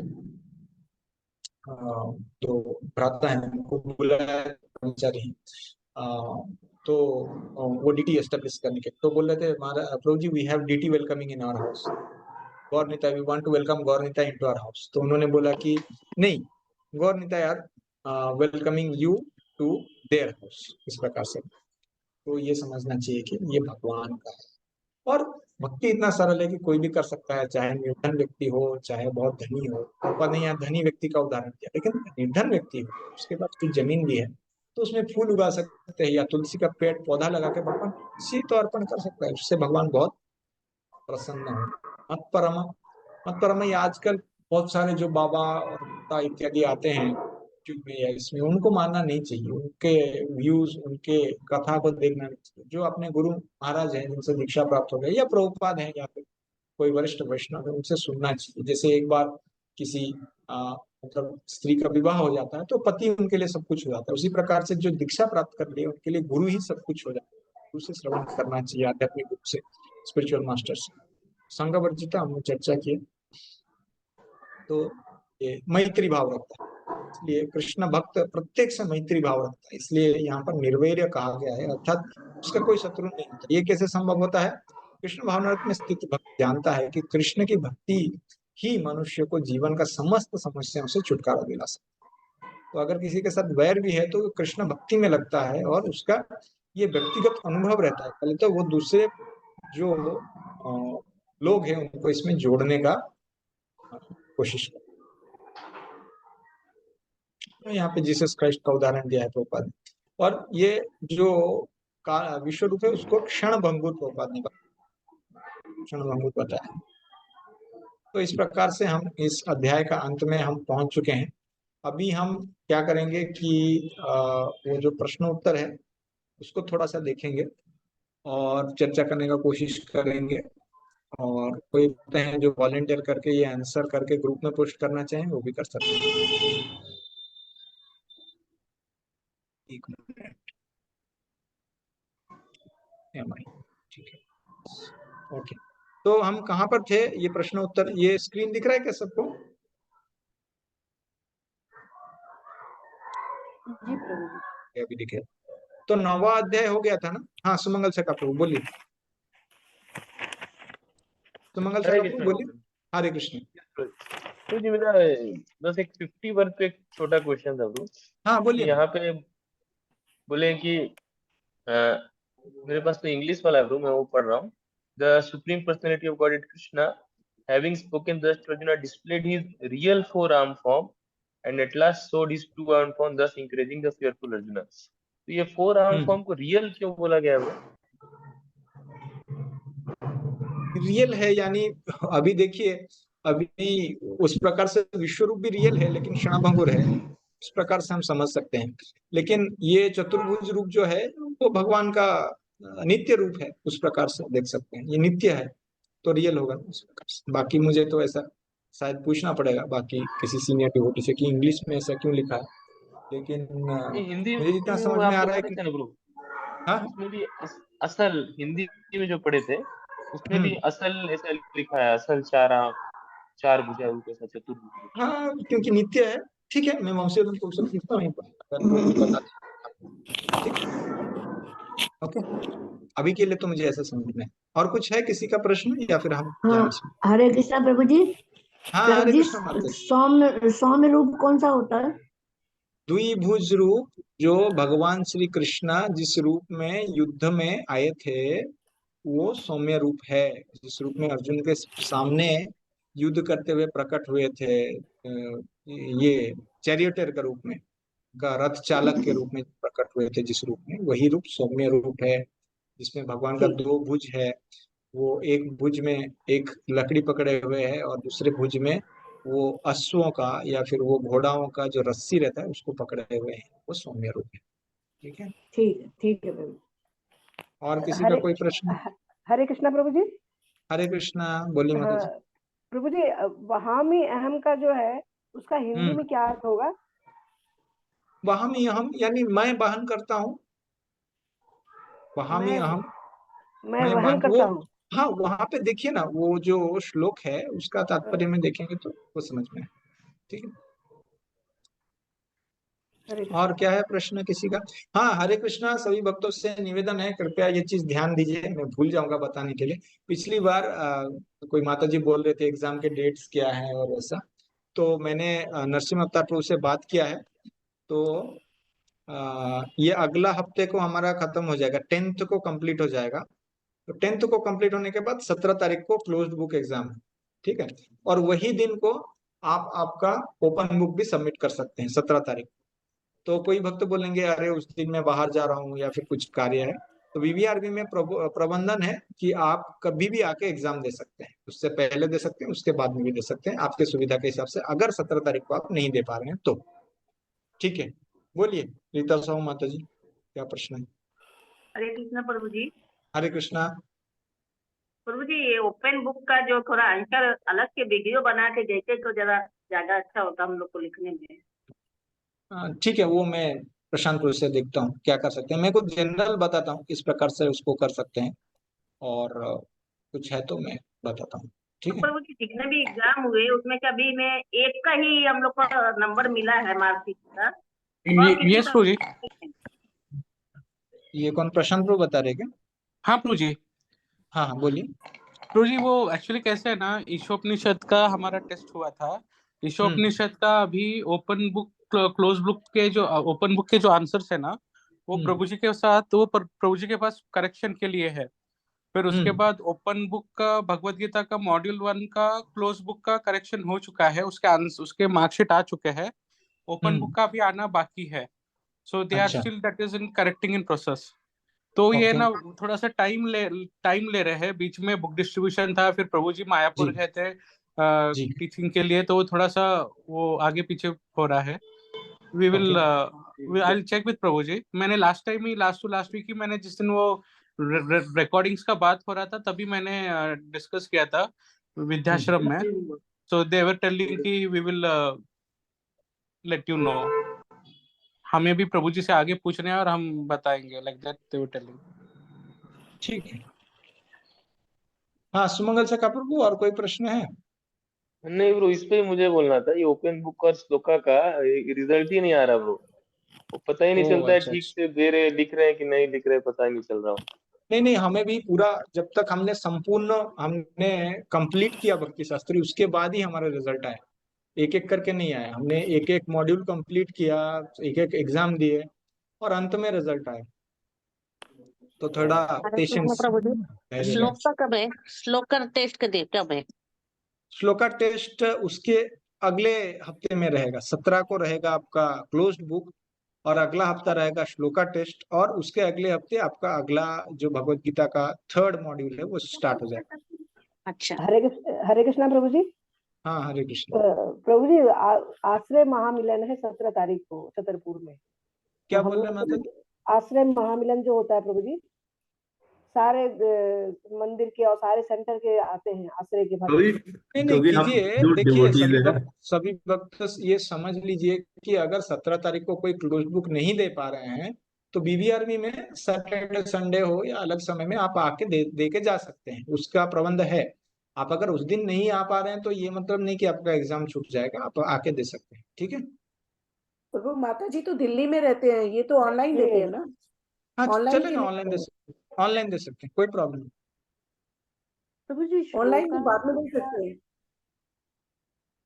हरे कृष्ण। श्लोका टेस्ट का जैसे क्या कर सकते हैं अगर उस दिन नहीं भी आवाज दे नहीं पाए आ तो रही थी, क्या? बहुत स्लो है। प्रभु जी, श्लोका प्रभु टेस्ट जी के दिन सॉरी। मतलब हाँ प्रभु जी, सॉरी टू इंटरप्ट। इसका मतलब आंसर्स माता जी, जैसे हमने अभी बहुत सारे भक्तों ने कुछ भक्त थे जिन्होंने ईशोपनिषद के समय पे मिस किया था, और कुछ भक्त थे जिन्होंने इसके समय पे BG1 मॉड्यूल के समय पे भी मिस किया था। तो उनका बीवीआरबी में बाद में बात करके वो रिस्केड्यूल होता है। बस आपसे यस। उनको बात करके आप उनसे अलग डेट ले लेना है। वो ऑनलाइन आपका करेंगे, या कोई और बैच का जब एग्जाम होता है होगा तब उनके साथ आपका ले लेंगे, तो that is not any problem. Uh, yes Prabhu ji, अगर उस दिन मतलब जैसे हम ट्रेन में होंगे जिस दिन श्लोका टेस्ट होगा, तो फिर कैसे किया जाए? वो भी बाद में दे सकते हैं क्या? यस यस, वो बात कर लीजिए। वही तो हम बता रहे हैं ना माता जी। अच्छा, श्लोका टेस्ट भी ठीक है प्रभु जी। प्रभु जी आप किससे बात करनी होगी? आ, पहले तो बीबीआरबी में जो ऑफिस में 2 डिवोटीज बैठते हैं उनसे बात कर सकते हैं, या फिर माधव चरण प्रभु हैं उनसे भी बात कर, अपने नरसिंह अवतार प्रभु है वो भी शेड्यूल करते हैं, बट बेसिकली बीबीआरबी ऑफिस में जो 2 डिवोटी बैठते हैं उनसे बात कर सकते हैं। बट प्रभु जी, कृष्ण जस्ट एक रिक्वेस्ट है, एक जस्ट रिक्वेस्ट है, इररेस्पेक्टिव ऑफ ऑल, मतलब इवन ये सेम चीज नरसिंह अवतार प्रभु ने भी किया था, और last time even Prabhu ji ने भी किया था, अर्जुनेश्वर प्रभु ने भी, कि try to attend the class, try to attend the exam, मतलब वो फिर से रीस्केड्यूल करना वो बहुत एफर्ट्स लगते हैं। So please attend. वो अभी आपको पता है कि श्लोक का टेस्ट सिर्फ 10 मिनट का होता है, तो आपको पूरे दिन में 10 मिनट्स का स्केड्यूल करना इट्स मतलब इतना टफ टास्क नहीं होना चाहिए। आप ट्रैवल कर रहे हो, मतलब इट मे हैपन दैट आपको रेंज मिले, रेंज हो, आप रेंज में रहो, इस तरीके से। क्योंकि वो दोबारा स्केड्यूल करना वो थोड़ा मतलब सबके लिए वो ऑब्वियस है। यही है ना। Correct correct correct. Yes Prabhu जी, आप बिल्कुल सही कह रहे हैं, इसीलिए मैंने जोर दे के पूछा कि श्लोका टेस्ट का क्या, बट मुझे सिर्फ इतना लग रहा है कि नेटवर्क का इशू होगा, तो वो कैसे होगा, बस बाकी। तो माता जी फिर आपका रिस्केड्यूल ही करना पड़ेगा। अगर आपको सीरियस यस ही मतलब सीरियस ही अगर इश्यू है तो वो रिस्केड्यूल ही होगा वो। लेकिन आप आपकी ओर से कोशिश कीजिएगा कि हाँ आप प्रभु जी, अवेलेबल रहे। जी जी प्रभु जी, मैं पूरा कोशिश करती हूँ, मतलब क्योंकि फिर वो पूरा श्लोका के लिए, क्योंकि मतलब सुनने वाले भी रहते हैं ना, तो इसलिए वो तो हाँ दिक्कत होगी रीशेड्यूल करने में। ठीक है प्रभु जी। ठीक। हरे उषा कृष्णा मालिया प्रभु। माता जी, कोई प्रश्न है? हरे कृष्णा हाँ, हरे कृष्ण। प्रभु जी, गौर पूर्णिमा के बाद एग्जाम होते तो ज्यादा अच्छा होता ना। हाँ, वही अभी सभी भक्तों का तब अपना पढ़ाई अपना का टाइम पर्सनल मिल कुछ जाता, ना कुछ क्योंकि ये रहे। फेस्टिवल है, मंदिर में बहुत काम रहते हैं। नहीं नहीं, सेवा। इसीलिए अगर आपको किसी भी भक्तों का इसके बारे में कोई इच्छा है या फिर कोई दिक्कत है तो आप रिस्केड्यूल कर सकते हैं। कोशिश कीजिए उस दिन देने के लिए। अगर नहीं दे पा रहे तो फिर आपके पास ऑप्शन है उसके बाद देने के लिए, तो वो नहीं नहीं, बात कर सकते पूरा हैं DBR। पब्लिक भी अच्छा मिलता ना, कवर पब्लिक को भी टाइम। एक्चुअली हाँ ना नहीं, प्रभु जी, सभी को टाइम चाहिए मोस्टली, तो हाँ अगर ठीक है सच में टाइम। तो वो तो गौर 17 पूर्णिमा तो है, उसको के छोड़ के फिर 17 तक 2 हफ्ते है मेरे ख्याल से। तो अभी तो हो गया है, खाली 12th चैप्टर बाकी है। और CBA तो प्रश्न मैं खुद डिस्कस कर रहा हूँ, तो वो ज्यादा डिफिकल्ट नहीं है। तो आप कोशिश कर सकते हैं। ठीक है, तो हम डिस्कशन में जाएं। डेट तो 17 नरसिंह अवतार प्रभु ने बता दिया। आप शायद उनके साथ थोड़ा और चर्चा करेंगे तो होगा। कि उनको मैंने आज पूछा था, वो बोले कि 17 को कर दीजिए। अगर किसी को दिक्कत है वो बाद में आके PVRB में दे सकते हैं अपने हिसाब से क्लोज बुक। अगर बहुत ज्यादा दिक्कत है आपको तो आप प्रभु अलग जी, डेट। क्या ये 16 को नहीं हो सकता? वो 16 को कर लीजिए। हाँ हाँ 16 को टेस्ट कर लीजिए। हाँ, 16 17 ये पोल ले सकते हैं प्रशांत प्रभु। यू कैन टेक ए पोल 16 या 17, and the maximum number of devotees whoever they plan for it, then we can have a test on that. Okay Prabhu, will take a poll on that. Yes Prabhu. Yes, that will help. Yes So Prabhu. should we go to the questions, or मतलब हमारे devotees कर लेंगे इसको? Just 3 4 है तो 10 minutes आते हैं। Okay, श्लोक 12 में प्रभु जी, ओपन बुक का जल्दी से वीडियो बना के भेज दीजिए। ओपन बुक का वीडियो जल्दी से भेज दीजिए, लिखना पड़ेगा ना। ठीक है, देखते हैं उसका क्या करें। अभी पहले क्लोज बुक का तो कर लीजिए। रोज बुक तो हो ही जाती हो जाएंगे, ठीक है, अच्छा है। फिर क्लोज बुक हो जाएंगे तो भी अच्छा है, लेकिन जस्ट हम चेक कर रहे हैं। ठीक ठीक है। ये श्लोक 12 में कौन से वाक्यांश से ये सिद्ध करता है कि परम भगवान व्यक्ति व्यक्ति तक आत्मा से भिन्न है? श्लोक 12 में कौन बताएंगे इसको?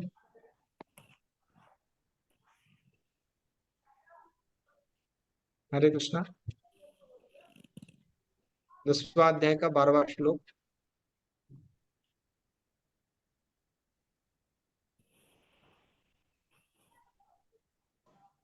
हाँ ठीक है, बोलिए माता जी। परम तत्व हे जीवन भिन्न आहे, परम ब्रह्म परम धामम परम पवित्रम परम भवानम या वाक्यातून आलेलं.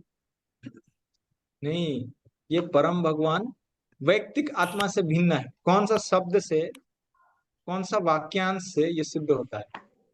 यार ये तो ठीक है, पूरा भी बोल सकते हैं, लेकिन परम ब्रह्म तो पहले है। परम ब्रह्म परम धाम, ठीक परम है, बोल पवित्रम. सकते हैं। परम परमम भगवान पुरुषम शाश्वतम। शाश्वतम नहीं है, अभी ये चीज हमने चर्चा किया था।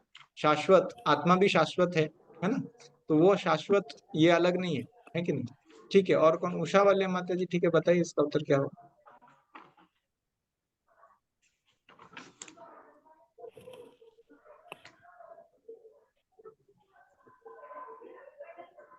हरे कृष्णा, आवाज नहीं आ रहा। देखिए, परम ब्रह्म तो होगा, परम धाम तो होगा, पवित्रम भी होगा, ठीक है। शाश्वत नहीं होगा, क्योंकि शाश्वत आत्मा भी शाश्वत है कि नहीं? अशाश्वत कैसे होगा? तो ये तो अलग नहीं है। तो आदि देवम अजम विभुम, तो वो भी होगा, आदि देवम होगा। और अज भी होगा, अज नहीं होगा, अज आत्मा को भी अज कहा जाता है। और विभु विभु होगा। इस प्रकार से पुरुष, पुरुष होगा या नहीं होगा, कौन बता सकते हैं?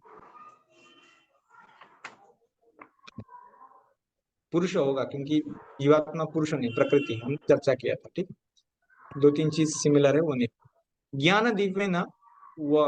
हरे कृष्णा, ये प्रश्न का उत्तर क्लियर हुआ सबको?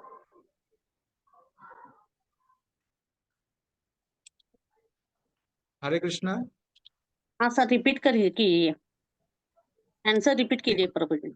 हाँ, क्योंकि परम ब्रह्म तो ये तो होगा, ये है परम धाम। जीवात्मा तो परम धाम नहीं है, पवित्रम भी नहीं है, या ना ही परम भवन है, बस शाश्वत है। वही पुरुष जीवात्मा को प्रकृति कहा गया। दिव्यम नहीं है, आदि देवम नहीं है, आज है, आज बोल सकते हैं, लेकिन विभु नहीं है। इस प्रकार से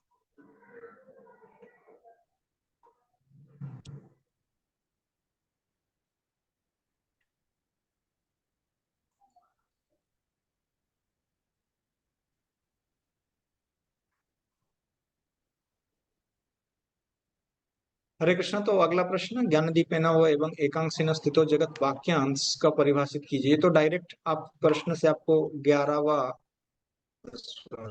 ज्ञान दीपेन भास्वता। ज्ञान दीपेन का क्या मतलब है? ज्ञान के, हाँ ज्ञान बोलिए। दीपक, ज्ञानाच्या ज्ञान के दीपाने दीप, हाँ ज्ञान के दीप, दीप द्वारा। ठीक आणि है, एकाच तिथं जगत म्हणजे एकाच अंशाने संपूर्ण जगत विश्व व्यापून राहिले आहे। ठीक है, ठीक है। अर्जुन कृष्ण को उनके ऐश्वर्य का वर्णन करने के लिए क्यों कहते हैं? 17 और 18।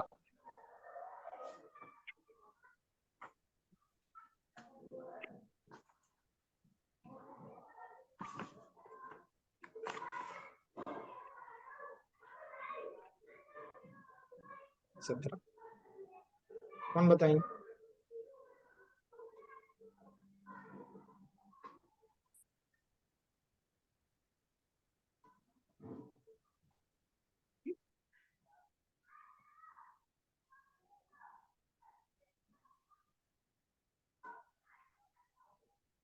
हरे कृष्णा, कोई बता पाएंगे? प्रश्न का उत्तर है या ऑनलाइन सब चलेगा? हरे कृष्ण प्रभू जी। हाँ बोलिए। हा, भगवंतांचे ज्ञान साऱ्या मानव जातीला व्हावे असे अर्जुनाला वाटले, म्हणून अर्जुनाने कृष्णाला सांगितले। नहीं, आप मराठी में बता रहे हैं, हमें समझने में बड़ा दिक्कत है। कोई बात नहीं। देखिए यहाँ पे है कि अब अर्जुन को विश्वास हो चुका था कि उनका मित्र भगवान है, किंतु उस सामान्य विधि को जानना चाहता था जिसके द्वारा सर्वसाधारण लोग भी उन्हें सर्वव्यापी रूप में समझ सके। तो ये एक कारण हो गया। दूसरी बात यह है कि प्रश्न जन सामान्य के लाभ हेतु पूछ रहे थे। असुरों तथा नास्तिकों सहित सामान्य जन कृष्ण को नहीं जान पाते, क्योंकि भगवान अपनी योग माया शक्ति से आच्छादित है, इसलिए पूछ रहे थे। और दूसरा, ये दयालु भाव से सामान्य जन के लिए भगवान का सर्वव्यापी रूप का ज्ञान के द्वार खोल रहा है, ये चीजें। और अंत में बताया गया है, क्योंकि भौतिकवादी लोग कृष्ण को आध्यात्मिक स्वरूप को नहीं समझ सकते, अतः उन्हें भौतिक वस्तुओं पर चित्त एकाग्र करने की तथा ये देखने की प्रयास करने की सलाह दी जाती है। तो कृष्ण, नहीं ये जरूरत नहीं। ये दो चीज हो गया इसमें। पहला चीज ये है कि अर्जुन को तो विश्वास था, लेकिन जन सामान्य को जानना चाहता है, जो सर्वसाधारण लोग उनको सर्वव्यापी के रूप में जान सकते हैं। और अर्जुन वैष्णव है, उसके कारण अपने दयालु भाव से सामान्य जन के लिए भगवान का सर्वव्यापक रूप का ज्ञान के द्वार खोल रहे हैं। और अगला श्लोक में ऐसा कुछ है जो बताया गया है 18वां श्लोक में।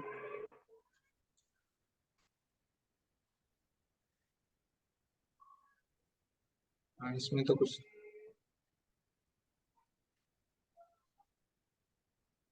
नहीं, इसमें तो कुछ दिख नहीं रहा इस प्रकार का। ठीक है। और अर्जुन कृष्ण के उनके ऐश्वर्यों का वर्णन करने के लिए क्यों कहता है, ये तो हो गया। ठीक है। अर्जुन विराट रूप क्यों देखना चाहता है, 11वां अध्याय का 3रा श्लोक।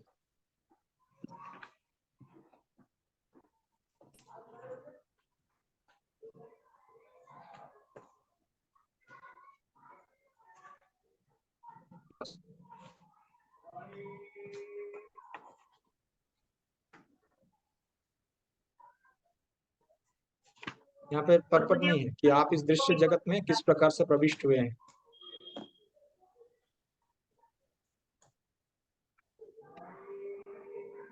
कौन बताएंगे इसका उत्तर?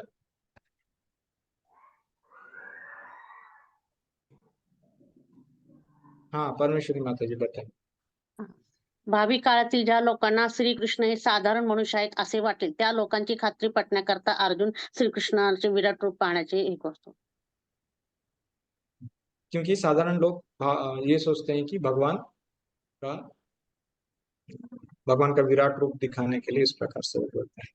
तो मेरे ख्याल से ये सब आप लोग कर पाएंगे, इसका डिस्कशन में ज्यादा पार्टिसिपेशन नहीं है। तो प्रशांत प्रभु वी आर हो गया आई थिंक कि दो प्रश्न रह गए ना प्रभु जी, और दो प्रश्न.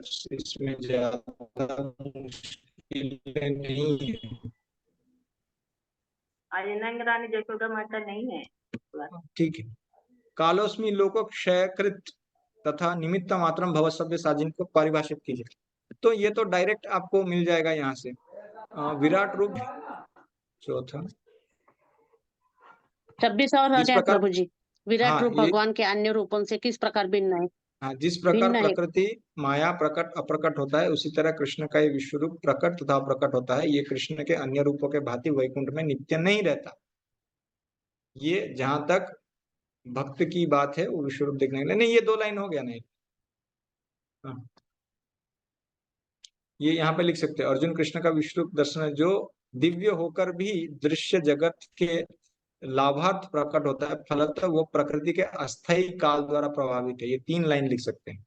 ये 3 लाइन जिस प्रकार ये कृष्ण के अन्य रूपों के तथा ये यहाँ से लेके जो दिव्य होकर भी दृश्य जगत के लाभार्थ प्रकट नहीं होता, फलतः वो प्रकृति के अस्थायी काल द्वारा प्रभावित होता है। जिस प्रकार प्रकृति प्रकट अप्रकट होता है उसी तरह कृष्ण का ये स्वरूप प्रकट अप्रकट होता है। ये कृष्ण के अन्य रूपों के द्वारा आध्यात्मिक जगत में नहीं रहता। इस प्रकार से ओके 11.32 and 33 लास्ट क्वेश्चन। उसके बाद ये तो हम लास्ट में लेंगे। कालोस्मी लोको क्षयकृत तथा निमित्त मात्रम 11.32 and 33। तो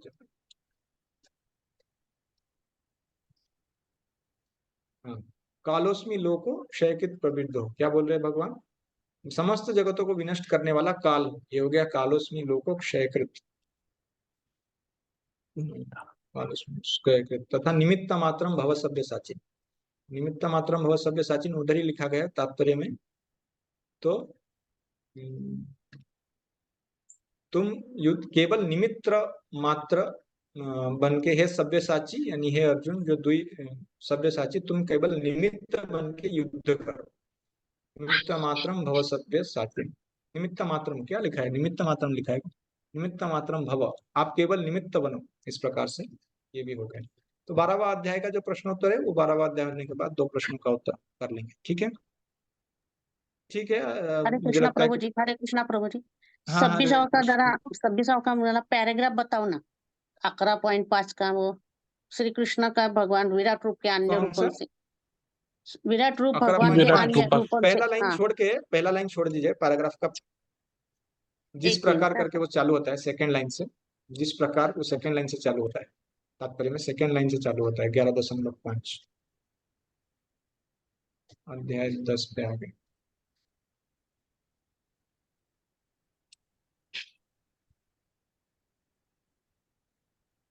ज्ञान और चेतन जड़ पदार्थों. नीचे तक है 11.4 हाँ हाँ. ये सेकेंड लाइन जो दिव्य होकर भी दृश्य जगत के लाभार्थ प्रकट होता है, यानी वो जरूरत नहीं, फलतः वो प्रकृति के द्वारा ये विश्व रूप प्रकृति के अस्थायी काल द्वारा प्रभावित होता है। जिस प्रकार प्रकृति माया प्रकट अप्रकट होता है उसी तरह कृष्ण का ये विश्व रूप भी प्रकट तथा प्रकट होता है। ये कृष्ण के अन्य रूपों के भांति वैकुंठ में नित्य नहीं रहता। हो गया ठीक है। अच्छा ओके. हरे कृष्णा प्रभु जी. हरे कृष्णा प्रभु जी. ठीक है। हरे कृष्णा प्रभु जी. हाँ हरे कृष्ण माता जी बोलिए। प्रभु जी ये प्रश्न भेज देंगे हाँ ना? बोलिए बोलिए। हाँ कोई नोट कर रहे प्रभु जी होंगे तो ये फिर प्रश्न उसका भेज उत्तर। दीजिएगा. हाँ प्रश्न कोई नोट कर रहे थे लास्ट टाइम, पता नहीं इस बार है या नहीं, कुछ जो नोट कर रहे हैं। नहीं इस बार नहीं है ना नंदरानी माता जी. तो ओके ओके नहीं जी है प्रभु जी. ठीक है, उसको देख सकते हैं, कुछ कर सकते हैं।